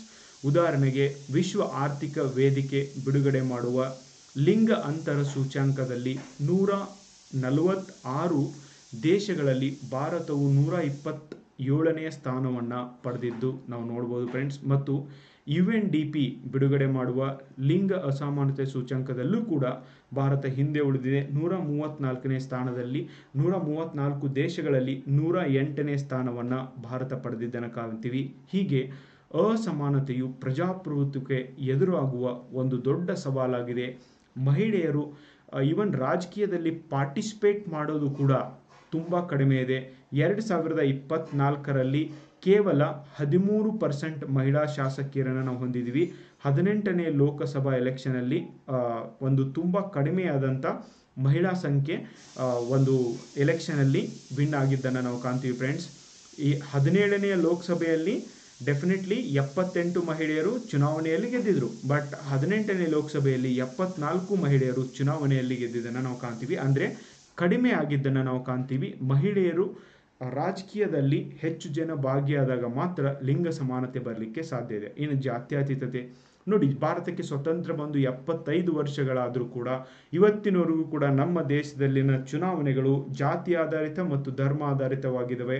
ಈ ಜಾತಿ ಆಧಾರಿತವಾದಂಥ ಒಂದು ವ್ಯವಸ್ಥೆ ಡೆಫಿನೆಟ್ಲಿ ಅಮಾನವೀಯ ಅಂಶವೆಂದೇ ನಾವು ಹೇಳ್ಬೋದು ಫ್ರೆಂಡ್ಸ್. ಸೊ ಜಾತಿ ಆಧಾರದ ಮೇಲೆ ಯಾವುದೇ ಸಂವಿಧಾನದ ಒಂದು ಆಶಯವನ್ನು ಕೂಡ ಇದರಿಂದ ಫುಲ್ಫಿಲ್ ಮಾಡೋಕ್ಕೆ ಆಗ್ತಾ ಇಲ್ಲ. ಅಭಿವ್ಯಕ್ತಿ ಸ್ವಾತಂತ್ರ್ಯಕ್ಕೆ ಪೂರ್ತಿಯಾದಂಥ ಸ್ವತಂತ್ರ ಸಿಗ್ತಾ ಇಲ್ಲ. ಚುನಾವಣೆಗಳಲ್ಲಿ ಪ್ರಕ್ರಿಯೆ ಮಾಡಲಿಕ್ಕೆ ಜನರಿಗೆ ತಮ್ಮದೇ ಆದಂಥ ಒಂದು ಒಪಿನಿಯನ್ನ ಹೇಳಲಿಕ್ಕೆ ಸಿಗ್ತಾ ಇಲ್ಲ. ಹೀಗೆ ಶಾಸಕಾಂಗದ ವೇದಿಕೆಗಳಂಥ ಜಗದಲ್ಲಿ ಸ್ಥಳಗಳಲ್ಲಿ ಮೂಲಭೂತ ಹಕ್ಕುಗಳು, ಜಾತಿವಾದಿ ಗುರುತನ್ನು ದುರುಪಯೋಗ ಪಡಿಸಿಕೊಳ್ಳಲಾಗ್ತಾ ಇದೆ ಅನ್ನೋದನ್ನು ನೀವು ಬರಿಬೇಕು. ಓಕೆ, ಈ ಒಂದು ವ್ಯವಸ್ಥೆಯಲ್ಲಿ. ನೆಕ್ಸ್ಟ್, ಕೋಮುವಾದ ನೋಡಿ. ಇಷ್ಟು ವರ್ಷಗಳಾದರೂ ಕೂಡ ಕೋಮುವಾದಗಳು ಹೆಚ್ಚಿಗೆನೇ ಆಗ್ತಿದ್ವಿ. ಅದರೊಳಗೂ ಚುನಾವಣೆ ಬಂದಂಥ ಸಂದರ್ಭದಲ್ಲಿ ಕೋಮುವಾದ ಇನ್ನೂ ಹೆಚ್ಚಾಗ್ತಾ ಇರೋದನ್ನು ನಾವು ಕಾಣ್ತೀವಿ ಫ್ರೆಂಡ್ಸ್. ಧಾರ್ಮಿಕ ಮೂಲಭೂತವಾದವು ವೆರಿ ವೆರಿ ಇಂಪಾರ್ಟೆಂಟ್. ನನ್ನ ಧರ್ಮನೇ ಮೇಲು ಅನ್ನುವಂಥ ಫಂಡಮೆಂಟಲಿಸ್ಟ್ ಮೂಲಭೂತವಾದಿಗಳು ಭಾರತದ ಸಮಾಜದೊಳಗೆ ಇನ್ನೂವರೆಗೆ ಆಗಿರೋದ್ರಿಂದ ಭಾರತದಲ್ಲಿ ಅತ್ಯಂತ ಪರಿಣಾಮಕಾರಿ ರೂಪವನ್ನು ಮತ್ತು ಆಂತರಿಕ ಪ್ರಮಾಣವನ್ನು ಪಡೆದುಕೊಂಡಿದ್ದನ್ನು ನಾವು ಕಾಣ್ತೀವಿ. ನಮ್ಮ ಬಹುಧರ್ಮೀಯ ಸಮಾಜದಲ್ಲಿ ಸಹಬಾಳ್ವೆಯ ಮಾದರಿಗೆ ಕೋಮುವಾದವು ಒಂದು ದೊಡ್ಡ ಅಡ್ಡಿಯಾಗಿದೆ. ಕೋಮುವಾದವು ಭಾರತದ ರಾಷ್ಟ್ರೀಯತೆಯ ಗುರುತನ್ನು ಅವಮಾನಿಸುತ್ತಿದೆ ಅನ್ನೋದರಲ್ಲೂ ಕೂಡ ಯಾವುದೇ ಸಂಶಯವಿಲ್ಲ ಫ್ರೆಂಡ್ಸ್. ಅದರೊಳಗೂ ಇನ್ನೋಸೆಂಟ್ ಜನ ಈ ಕೋಮುವಾದದ ವಿರುದ್ಧ ಹೋರಾಡಲಿಕ್ಕೆ ಮತ್ತು ಕೋಮುವಾದಿಗಳ ಒಂದು ಮಾತುಗಳನ್ನು ಕೇಳಿ ಇವತ್ತು ಜೀವವನ್ನು ಕಳ್ಕೊಳ್ತಾ ಇರೋದನ್ನು ಕೂಡ ನೀವು ಗಮನಿಸಬಹುದು. ಓಕೆ, ಸೊ ಹೀಗೆ ಕೋಮುವಾದದ ಬಗ್ಗೆನೂ ಕೂಡ ನೀವು ಎಕ್ಸ್ಪ್ಲನೇಷನ್ ಬರಿಬೋದು. ನೆಕ್ಸ್ಟ್ ಭ್ರಷ್ಟಾಚಾರ, 6ನೇ ಪಾಯಿಂಟ್ ಭ್ರಷ್ಟಾಚಾರ. ಈ ಥರ ಒಂದು ಪಾಯಿಂಟ್ನ ಬರಿಬೇಕು, ಅದಕ್ಕೆ ಕೆಳಗಡೆ ಎಕ್ಸ್ಪ್ಲನೇಷನ್ ಮಾಡಬೇಕು. PSI ಬರಿತಾ ಇರುವಂಥ ವಿದ್ಯಾರ್ಥಿಗಳು 3ರಿಂದ 4 ಲೈನ್ ಆದರೂ ನೀವು ಎಕ್ಸ್ಪ್ಲೇನ್ ಮಾಡಬೇಕು, ಉದಾಹರಣೆನ ಕೊಡಬೇಕು. KAS ಬರೆಯೋರಿಗೆ ಇಷ್ಟು ಒಂದು ಕಂಟೆಂಟ್ ನಾವೇನು ಕೊಡ್ತಾ ಇದ್ದೀವಿ, that's more than enough friends. Okay, ಭಾರತದಲ್ಲಿ ಸಾರ್ವಜನಿಕ ಜೀವನದಲ್ಲಿನ ಭ್ರಷ್ಟಾಚಾರವು ಒಂದು ಪ್ರಮುಖ ಕಾಳಜಿಯ ವಿಷಯವಾಗಿದೆ. ಈ ಒಂದು ಟ್ರಾನ್ಸ್ಪರೆನ್ಸಿ ಇಂಟರ್ನ್ಯಾಷನಲ್ ಅವರು ಪ್ರೊವೈಡ್ ಮಾಡುವಂಥ ಭ್ರಷ್ಟಾಚಾರ ಸೂಚ್ಯಾಂಕದಲ್ಲಿ 180 ದೇಶಗಳಲ್ಲಿ ಭಾರತಕ್ಕೆ 93ನೇ ಸ್ಥಾನ ಪಡೆದಿದೆ ಫ್ರೆಂಡ್ಸ್. ಅಂದರೆ ಭಾರತದಲ್ಲಿ ಎಷ್ಟೊಂದು ಭ್ರಷ್ಟಾಚಾರ ಹೆಚ್ಚಾಗಿದೆ, ಇನ್ನೂ ಇವತ್ತಿನವರೆಗೂ ಈ ಸಮಸ್ಯೆಯಿಂದ ನಾವು ಬಳಲ್ತಾ ಇರೋದನ್ನು ನಾವಿಲ್ಲಿ ಕಾಣ್ಬೋದು. ನೋಡಿ, ಆಸ್ತಿ ವಿಷಯ, ಆರೋಗ್ಯ, ಶಿಕ್ಷಣ, ವಾಣಿಜ್ಯ, ಉದ್ಯಮ, ಕೃಷಿ ಎಲ್ಲ ಒಂದು ವ್ಯವಸ್ಥೆಯಲ್ಲಿ ಭ್ರಷ್ಟಾಚಾರ ಇರೋದ್ರಿಂದ ನನಗನ್ಸುತ್ತೆ ಭ್ರಷ್ಟಾಚಾರ ಇದೆ ಅಲ್ವಾ, ನಮ್ಮ ದೇಶದಲ್ಲಿ ಆಗ್ತಾ ಇರುವಂಥ ಕೊಲೆಗಿಂತ, ನಮ್ಮ ದೇಶದಲ್ಲಿ ಆಗ್ತಾ ಇರುವಂಥ ಅತ್ಯಾಚಾರ ಪ್ರಕರಣಗಳಿಗಿಂತನೂ ಇದೊಂದು ದೊಡ್ಡ ಸಾಮಾಜಿಕ ಸಮಸ್ಯೆ ಆಗಿದೆ. ಬಟ್ ನಾವು ಇದನ್ನು ಅಡ್ರೆಸ್ ಮಾಡ್ತಾ ಇಲ್ಲ ಗೈಸ್. ಸೊ ಅಧಿಕಾರಶಾಹಿ ಮತ್ತು ಕಾರ್ಪೊರೇಷನ್ ವಲಯದಂತಲ್ಲಿ ಅನೇಕ ಸ್ತರದಲ್ಲಿ ಕರಪ್ಷನ್ಗಳು ಭ್ರಷ್ಟಾಚಾರ ಆಗ್ತಾ ಇರೋದನ್ನು ನಾವು ಕಾಣ್ತೀವಿ. ಇವತ್ತು IAS UPSC ನಡೆಸ್ತಾ ಇರುವಂಥ ಪರೀಕ್ಷೆಯಲ್ಲಿ ಕೂಡ ಜನ ಫೇಕ್ ಸರ್ಟಿಫಿಕೇಟ್, ಕಾಸ್ಟ್ ಸರ್ಟಿಫಿಕೇಟ್ನ ಕೊಟ್ಟು ಸೆಲೆಕ್ಷನ್ ಆಗ್ತಾರೆ. ಹ್ಯಾಂಡಿಕ್ಯಾಪ್ ಇದ್ದೀನಿ ಅಂತ ಹೇಳಿ ಸರ್ಟಿಫಿಕೇಟ್ ಕೊಡ್ತಾರೆ, ಪಾಸ್ ಆಗ್ತಾರೆ. ಅಂದರೆ ಎಂಥ ಭ್ರಷ್ಟಾಚಾರ ಇರುವಂಥ ದೇಶವಾಗಿದೆ ಅನ್ನೋದು ಇಲ್ಲಿ ಕೂಡ ಕಂಡು ಬರ್ತಾ ಇದೆ ಅನ್ನೋದನ್ನು ನೀವು ಬರಿಬೋದು ಫ್ರೆಂಡ್ಸ್. ನೆಕ್ಸ್ಟ್, ರಾಜಕೀಯ ಅಪರಾಧೀಕರಣ. ವರ್ಷದಿಂದ ವರ್ಷಕ್ಕೆ ಅಪರಾಧಿಗಳು ರಾಜಕೀಯಕ್ಕೆ ಬರೋದು ಹೆಚ್ಚಾಗ್ತಾ ಇದೆ. ಇಂದಿನ ದಿನಮಾನಗಳಲ್ಲಿ ರಾಜಕೀಯ ವ್ಯಕ್ತಿಯೊಬ್ಬ ಒಳ್ಳೆಯವನಿದಾನೋ ಅನ್ನೋದನ್ನು ನಾವು ನೋಡೋದಿಲ್ಲ ಫ್ರೆಂಡ್ಸ್. ಬಟ್ ಅವನು ಎಷ್ಟು ಕೊಲೆಗಳನ್ನ ಮಾಡಿದ್ದಾನೆ, ಅವನ ಹಿಂದೆ ಎಷ್ಟು ಫಾಲೋವರ್ಸ್, ಅಣ್ಣ ನೀನೇ ಅಣ್ಣ ಅಂತ ಎಷ್ಟು ಜನ ಫಾಲೋವರ್ಸ್ ಅಡ್ಡಾಡ್ತಾರೆ ಅನ್ನೋದನ್ನು ನೋಡ್ತಾ ಇದ್ದೀವಿ. Definitely we are in wrong side ಅಂತ ನಾವು ಹೇಳ್ಬೋದು. ಅನಾರೋಗ್ಯಕರ ಪ್ರಜಾಪ್ರಭುತ್ವಕ್ಕೆ ಅದೊಂದು ಉದಾಹರಣೆಯಾಗಿದೆ. ಈ ವರ್ಷ 48% MP ಅಂದರೆ 2024ರ ಲೋಕಸಭೆ ಅಲ್ಲಿ ಏನು ಎಲೆಕ್ಷನ್ ಆಯಿತು, ಈ ಲೋಕಸಭೆಗೆ ಆಯ್ಕೆಯಾಗಿ ಬಂದವರ ಮೇಲೆ 48% MP ಮೇಲೆ ಸೀರಿಯಸ್ ಕ್ರಿಮಿನಲ್ ಕೇಸ್ಗಳಿದ್ದಾವೆ. ಅಪರಾಧಿಗಳು ಪಾರ್ಲಿಮೆಂಟಲ್ಲಿ ಕೂತು ಸೊ ಏನು ಕಾನೂನುಗಳನ್ನ ಮಾಡ್ತಾರೆ, ನೀವೇ ವಿಚಾರ ಮಾಡಿ ಫ್ರೆಂಡ್ಸ್. ಮೌಲ್ಯಗಳು ಅನ್ನೋದು ಇವತ್ತು ಮಾಯವಾಗ್ತಿದ್ದಾವೆ. ಯಾವ ನಾಯಕರಿಗೆ ಮೌಲ್ಯಗಳಿದ್ದು ಸಮಾಜಕ್ಕೆ ಅವರು ಮಾದರಿ ಆಗಿರಬೇಕಿತ್ತೋ ಅಂಥವ್ರ ಬಲ್ಲೇ ಮೌಲ್ಯಗಳಿಲ್ಲ, ಅಂಥವ್ರೇ ಕ್ರಿಮಿನಲ್ ಇದ್ದಾರೆ ಅಂತ ಅನ್ನೋದಾದರೆ ಇನ್ನು ಎಲ್ಲಿ ಪ್ರಜಾಪ್ರಭುತ್ವ ವ್ಯವಸ್ಥೆಗೆ ಎಲ್ಲಿ ಬೆಲೆ ಇರುತ್ತೆ ಹೇಳಿ? ಆಮೇಲೆ ಪ್ರಜಾಪ್ರಭುತ್ವ ವ್ಯವಸ್ಥೆ ಅನ್ನೋದು ಎಲ್ಲಿ ಬಹುಮತ ಇರುತ್ತೋ ಅದರ ಮೇಲೆ, ಆ ಆಧಾರದ ಮೇಲೆ ಒಂದು ನಿರ್ಧಾರಗಳನ್ನು ತೆಗೆದುಕೊಳ್ಬೇಕು. ಬಟ್ ನಮ್ಮ ದೇಶದೊಳಗೆ ಬಹುಮತ ಇದ್ದಲ್ಲಿ ನಿರ್ಧಾರಗಳನ್ನು ತೆಗೆದುಕೊಳ್ತಿದ್ದಾರೆ. ಫಸ್ಟ್ ಆಫ್ ಆಲ್ ಪ್ರಜೆಗಳಿಗೆ ಏನೋ ಸಮಸ್ಯೆ ಇದೆಯಾ ಅಂತ ಫಸ್ಟ್ ಆಫ್ ಆಲ್ ಅವ್ರನ್ನ ಕೇಳ್ತಿದ್ದಾರೆ. ಸ್ಟ್ರೈಕ್ ಮಾಡೋಕ್ಕೆ ಹೋದರೆ ಹೊಡೆದೋಡಿಸ್ತಿದ್ದಾರೆ. ಆಮೇಲೆ ಇಂಥ ಒಂದು ವ್ಯವಸ್ಥೆಯಲ್ಲಿ ಡೆಫಿನೆಟ್ಲಿ ಪ್ರಜಾಪ್ರಭುತ್ವಕ್ಕೆ ಅನೇಕ ಸವಾಲುಗಳಿರೋದನ್ನು ನಾವು ಕಾಣ್ತೀವಿ. ಇನ್ನು ರಾಜಕೀಯ ಹಿಂಸೆ ನೋಡಿ, ಹಿಂಸೆ ನಮ್ಮೊಂದಿಗೆ ಬಹಳ ಹಿಂದಿನಿಂದಲೂ ಕೂಡ ಇರೋದನ್ನು ಕಾಣ್ತೀವಿ. ಬ್ರಿಟಿಷರ ಆಳ್ವಿಕೆ ಸಮಯದಲ್ಲಿ ಭಾರತೀಯ ಪ್ರಜೆಗಳು ಏನಾದರೂ ಡಿಮ್ಯಾಂಡ್ ಮಾಡಿದರೆ ಅದಕ್ಕೆ ಈಸ್ಟ್ ಇಂಡಿಯಾ ಕಂಪನಿ ಮತ್ತು ಬ್ರಿಟಿಷರು ಫೈರಿಂಗ್ ಮಾಡ್ತಿದ್ರು, ಹೊಡೆದು ಓಡಿಸ್ತಿದ್ರು ಗೈಸ್. ಬಟ್ ಇಂಥ ಒಂದು ರಾಜಕೀಯ ಹಿಂಸೆ ಇವತ್ತಿನ ಒಂದು ದಿನಮಾನಗಳಲ್ಲೂ ನಾವು ಕಾಣ್ತೀವಿ. ಕೋಮು ಗಲಭೆ ಆಗಿರ್ಬೋದು, ಜಾತಿ ಹಿಂಸಾಚಾರ ಆಗಿರ್ಬೋದು, ಇವು ಸರ್ವೇ ಸಾಮಾನ್ಯವಾಗಿರೋದನ್ನು ಕಾಣ್ತೀವಿ. ಅದರೊಳಗೂ ರಾಜಕೀಯ ಮಾಡ್ತಾ ಇರುವಂಥ, ರಾಜಕೀಯದಲ್ಲಿರುವಂಥ ವ್ಯಕ್ತಿಗಳೇ ಇದಕ್ಕೆ ಪ್ರವೋಕ್ ಮಾಡೋದನ್ನು ಕೂಡ ನಾವು ಕಂಡಿದ್ದೇವೆ ಫ್ರೆಂಡ್ಸ್. ಹೀಗೆ ಕೋಮು ಗಲಭೆ, ರಾಜಕೀಯ ಮತ್ತು ಧಾರ್ಮಿಕ ಆರ್ಥಿಕ ಕಾರಣಗಳಿಂದ, ಪಟ್ಟಬದ್ಧ ಹಿತಾಸಕ್ತಿಗಳಿಂದ ವಿನ್ಯಾಸಗೊಳಿಸಲ್ಪಟ್ಟ ಈ ಒಂದು ರಾಜಕೀಯ ಹಿಂಸೆ ಒಂದು ಪ್ರವೃತ್ತಿ ಹೆಚ್ಚಿಗೆ ಆಗ್ತಾ ಇರೋದನ್ನು ನಾವು ಕಾಣ್ತೀವಿ. ಈ ಥರ ನೀವು ಎಕ್ಸಾಂಪಲ್ ಕೊಟ್ಟು ಬರಿಬೇಕು ಫ್ರೆಂಡ್ಸ್. ನೆಕ್ಸ್ಟ್, ಪಕ್ಷಾಂತರ. ಇದೊಂದು ದೊಡ್ಡ ಸಮಸ್ಯೆ. ಓಕೆ, ನಮ್ಮ ದೇಶದೊಳಗೆ ನೈತಿಕ ಶಿಕ್ಷಣ ಕೊಡಬೇಕು ಅದೆಲ್ಲ ಹೇಳ್ತೀವಿ ಫ್ರೆಂಡ್ಸ್. ಬಟ್ ಆದರೆ ಪಕ್ಷಾಂತರ ಅನ್ನೋದು ದೊಡ್ಡ ಸವಾಲಾಗಿದೆ. 100 ಕೋಟಿ ಕೊಡ್ತೀನಿ ಅಂದಿದ್ದಕ್ಕೆ ಎಷ್ಟೋ ಸರ್ಕಾರಗಳನ್ನು ಕೆಡವಿ ಎಷ್ಟೋ MLAಗಳು ಬೇರೆ ಪಕ್ಷಕ್ಕೆ ಒಂದು ಸೇರಿರುವಂಥ ಉದಾಹರಣೆಗಳು ಇದ್ದಾವೆ. ಆಪರೇಷನ್ ಕಮಲ ಅನ್ನೋದು ತುಂಬಾ ಫೇಮಸ್ ಆದಂಥ ಒಂದು ವರ್ಡ್ ಕೂಡ ಆಗಿದೆ ಫ್ರೆಂಡ್ಸ್. ಸೊ ಹೀಗೆ ನಮ್ಮ ದೇಶದೊಳಗೆ ಈ ಒಂದು ಸಮಸ್ಯೆ ಇರೋದನ್ನು ನಾವು ಕಾಣ್ತೀವಿ. ಪ್ರಜಾಪ್ರಭುತ್ವ ವ್ಯವಸ್ಥೆಯನ್ನು ಮುನ್ನಡೆಸುವ ನಾಗರಿಕರ ರಾಜಕೀಯ ಗುಂಪುಗಳಲ್ಲಿ ಉಂಟಾಗುವ ಅಸ್ಥಿರತೆ ಪ್ರಜಾಪ್ರಭುತ್ವದ ಮೇಲೆ ಒಂದು ಪ್ರಭಾವವನ್ನು ಬೀರುತ್ತೆ. ಇದೊಂದು ದೊಡ್ಡ ಸವಾಲು ಕೂಡ ಆಗಿದೆ. ಸೊ ಪದೇ ಪದೇ ಸರ್ಕಾರಗಳು ಬದಲಾಗೋದ್ರಿಂದ ಮತ್ತು ಚುನಾವಣೆಗಳನ್ನು ನಡೆಯೋದ್ರಿಂದ ಭ್ರಷ್ಟಾಚಾರ ಹೆಚ್ಚಾಗುತ್ತೆ. ಇದರೊಂದಿಗೆ ಐಯಾರಾಮ್ ಗಯಾರಾಮ್ ಅನ್ನುವಂಥ ಒಂದು ವ್ಯವಸ್ಥೆ ಕೂಡ ದೇಶಾದ್ಯಂತ ಬಂದಿರೋದನ್ನು ನಾವು ಕಾಣ್ತೀವಿ. ಒಂದು ದೇಶ ಒಂದು ಚುನಾವಣಾ ಪದ್ಧತಿ ಬರೋದ್ರಿಂದ ರಾಜಕೀಯ ಅಸ್ಥಿರತೆ ಹೋಗಲಾಡಿಸುತ್ತೆ ಅನ್ನುವಂಥ ಒಂದು ಹೋಪ್ ಕೂಡ ಇತ್ತೀಚೆಗೆ ಹೇಳಲಾಗುತ್ತೆ. ಆದರೆ ಪಕ್ಷಾಂತರ ಮಾಡೋದು ಕೂಡ ತಪ್ಪು. ಎಷ್ಟೇ ಸಂವಿಧಾನ ಹೇಳಿದ್ರು, ಎಷ್ಟೇ ಕಾನೂನುಗಳು ಹೇಳಿದ್ರು, ಇನ್ನೂವರೆಗೆ ಆದರೂ ಪಕ್ಷಾಂತರ ನಿಲ್ಲದೆ ಇರೋದನ್ನು ನಾವು ಕಾಣ್ತೀವಿ. ಸಂವಿಧಾನಕ್ಕೆ 52ನೇ ತಿದ್ದುಪಡಿಯನ್ನು ತರುವುದರ ಮೂಲಕ 1985ರಲ್ಲಿ ಈ ಒಂದು ಪಕ್ಷಾಂತರ ನಿಷೇಧ ಕಾಯ್ದೆಯನ್ನು ಕೂಡ ಜಾರಿಗೆ ತರಲಾಗಿದೆ. ಕಾನೂನಿನ ಪ್ರಕಾರ ಈ ಥರ ಮಾಡಬಾರ್ದು ಅಂತ ಹೇಳಿದ ಮೇಲೂ ಕೂಡ ಅನ್ಎಜುಕೇಟೆಡ್ ಇರುವಂಥ ಮತ್ತು ನೈತಿಕತೆ ಇಲ್ಲದೆ ಇರುವಂಥ ಹೆಚ್ಚು ಕ್ರಿಮಿನಲ್ಸೇ ಇರುವಂಥ ರಾಜಕೀಯ ವ್ಯಕ್ತಿಗಳು, ಕ್ರಿಮಿನಲ್ ಬ್ಯಾಕ್ಗ್ರೌಂಡ್ ಅಂತ ಹೊಂದಿರುವಂಥ ರಾಜಕೀಯ ವ್ಯಕ್ತಿಗಳು ಪಕ್ಷಾಂತರ ಒಂದು ಸಮಸ್ಯೆಯಲ್ಲಿ ಇವರು ಭಾಗಿಯಾಗ್ತಿದ್ದಾರೆ. ಇದರಿಂದ ಡೆಫಿನೆಟ್ಲಿ ನಮ್ಮ ಪ್ರಜಾಪ್ರಭುತ್ವ ವ್ಯವಸ್ಥೆಗೆ ಥ್ರೆಟ್ ಇದೆ. ಇದೊಂದು ಭಯ ಕೂಡ, ಸವಾಲು ಕೂಡ ಆಗಿದೆ ಫ್ರೆಂಡ್ಸ್. ಗೊತ್ತಾಯ್ತಾ? ನೋಡಿ, ನಾನು ಒಂದಲ್ಲ ಎಷ್ಟು ಎಕ್ಸಾಂಪಲ್ ಕೊಟ್ಟು ಹೇಳ್ತಾ ಇದ್ದೀನಿ. ಈ ಥರ ನೀವು ಎಕ್ಸ್ಪ್ಲೇನ್ ಮಾಡಿ ಎಕ್ಸಾಂಪಲ್ ಕೊಟ್ಟು ಆ ಪ್ರಬಂಧವನ್ನು ಬರಿಬೇಕು. ನೆಕ್ಸ್ಟ್, ನಿರುದ್ಯೋಗ. ನೋಡಿ, 2024ರಲ್ಲಿ ಭಾರತ ಅತಿ ಹೆಚ್ಚು ಜನಸಂಖ್ಯೆಯನ್ನು ಹೊಂದಿರುವ ದೇಶವಾಗಿ ಹೊರಹೊಮ್ಮಿದೆ. ಹೀಗೆ ಭಾರತದಲ್ಲಿ ಜನಸಂಖ್ಯೆ ಅನುಗುಣವಾಗಿ ಉದ್ಯೋಗಗಳನ್ನು ಸೃಷ್ಟಿ ಮಾಡುವುದು ದೊಡ್ಡ ಸವಾಲಾಗಿದೆ. ಯಾವ ಬಿಸ್ನೆಸ್ ಮ್ಯಾನ್ ಇವತ್ತು ಪಾಲಿಟಿಕ್ಸಿಗೆ ಎಂಟ್ರಿ ಆಗ್ತಿದ್ದಾರೆ, ಯಾವಾಗ ಕ್ರಿಮಿನಲ್ಸ್ಗಳು ಪಾಲಿಟಿಕ್ಸಿಗೆ ಎಂಟ್ರಿ ಆಗ್ತಿದ್ದಾರೆ, ಇವರಿಗೆ ಜನರ ಮೇಲೆ ಕನ್ಸರ್ನ್ ಇಲ್ಲ, ಇವರು ಆಸ್ತಿ ಮಾಡೋದ್ರಲ್ಲಿನೇ ಇವರು ಬಿಜಿ ಆಗಿರ್ತಾರೆ. ಯುವಕರಿಗೆ ಎಲ್ಲಿಂದ ಅನ್ಎಂಪ್ಲಾಯ್ಮೆಂಟ್ನ ಕೊಡ್ತಾರೆ ಗೈಸ್. ಓಕೆ, ಹಾಗಾಗಿ ಮರೆಮಾಚಿದ ನಿರುದ್ಯೋಗ, ಋತುಕಾಲಿಕ ನಿರುದ್ಯೋಗ, ಘರ್ಷಣಾತ್ಮಕ ನಿರುದ್ಯೋಗ, ಶೈಕ್ಷಣಿಕ ನಿರುದ್ಯೋಗ, ಚಕ್ರೀಯ ನಿರುದ್ಯೋಗ, ಎಲ್ಲ ತರಹದ ನಿರುದ್ಯೋಗಗಳು ಭಾರತದಲ್ಲಿ ಹೆಚ್ಚಾಗ್ತಾ ಇದ್ದಾವೆ. ಭಾರತದಲ್ಲಿ ಪ್ರತಿ ವರ್ಷ 2 ಕೋಟಿ ಉದ್ಯೋಗಗಳನ್ನು ಸೃಷ್ಟಿ ಮಾಡ್ತೀವಿ ಅಂತ ಹೇಳಿದಂಥ 10 ವರ್ಷ ಅಧಿಕಾರದಲ್ಲಿರುವಂಥ ಸರ್ಕಾರಗಳು ಈ ಉದ್ಯೋಗವನ್ನು ಸೃಷ್ಟಿ ಮಾಡೋದರಲ್ಲಿ ಫೇಲ್ ಆಗಿದ್ದಾವೆ. ಯಾವಾಗ ಉದ್ಯೋಗ ಸೃಷ್ಟಿ ಯಾಕೆ ಆಗಿಲ್ಲ ಅಂತ ಪ್ರಜೆಗಳು ಕ್ವಶನ್ ಕೇಳ್ತಾರೋ ಆವಾಗ ಉದ್ಯೋಗ ಸೃಷ್ಟಿ ಯಾಕೆ ಮಾಡಬೇಕು, ಚಾಯ್ ಅಂಗಡಿ ಓಪನ್ ಮಾಡಿರಿ, ಪಕೋಡ ಮಾಡಿರಿ ಅಂತ ಸರ್ಕಾರ ಹೇಳ್ತಿರುವಾಗ ಉದ್ಯೋಗ ಸೃಷ್ಟಿ ಎಲ್ಲಿಂದ ಆಗ್ತವೆ ಗೈಸ್? ಇದು ಅದರಲ್ಲೂ ಈ ನಿರುದ್ಯೋಗ ವ್ಯವಸ್ಥೆ ಪ್ರಜಾಪ್ರಭುತ್ವಕ್ಕೆ ಒಂದು ದೊಡ್ಡ ಸವಾಲಾಗಿದೆ. ಈ ನಿರುದ್ಯೋಗಿಗಳಿಂದನೇ ಇವತ್ತು ಭ್ರಷ್ಟಾಚಾರ ಹೆಚ್ಚಾಗ್ತಾ ಇದೆ. ಭಯೋತ್ಪಾದನೆ, ಕಳ್ಳತನ, ದರೋಡೆ, ಕೊಲೆ ಅಂತಹ ಒಂದು ಅಪರಾಧಗಳಲ್ಲಿ ಇದೇ ನಿರುದ್ಯೋಗಿ ಯುವಕರೇ ಭಾಗಿಯಾಗ್ತಾ ಇರೋದನ್ನು ನಾವು ಕಾಣ್ತೀವಿ. ಮಾನವ ಸಂಪನ್ಮೂಲವನ್ನು ಸರಿಯಾದ ರೀತಿಯಲ್ಲಿ ಉಪಯೋಗಿಸಿಕೊಂಡಿದ್ದೇ ಆದಲ್ಲಿ ಭಾರತ 2030ರವರೆಗೂ ಕೂಡ ಒಂದು ಯುವ ದೇಶ ಅಂತಲೇ ಹೇಳಲಾಗುತ್ತೆ. ಅತಿ ಹೆಚ್ಚು ಯುವಕರ ಜನಸಂಖ್ಯೆಯನ್ನು ಹೊಂದಿರುವಂಥ ಈ ದೇಶದೊಳಗೆ ಈ ಯುವ ಶಕ್ತಿಯನ್ನು ಉಪಯೋಗಿಸ್ಕೋಬೇಕು ಅಂದರೆ ಡೆಫಿನೆಟ್ಲಿ ಇವತ್ತು ನಮಗೆ ಉದ್ಯೋಗ ಸೃಷ್ಟಿ ಮಾಡೋರು ಬೇಕೇ ಹೊರತು ಉದ್ಯೋಗ ಕೇಳುವಂಥವ್ರಲ್ಲ ಅಂತ ಸರ್ಕಾರ ಯಾವತ್ತೂ ಹೇಳ್ತಾ ಇದೆ. ಅದು ನಿಜ ಕೂಡ.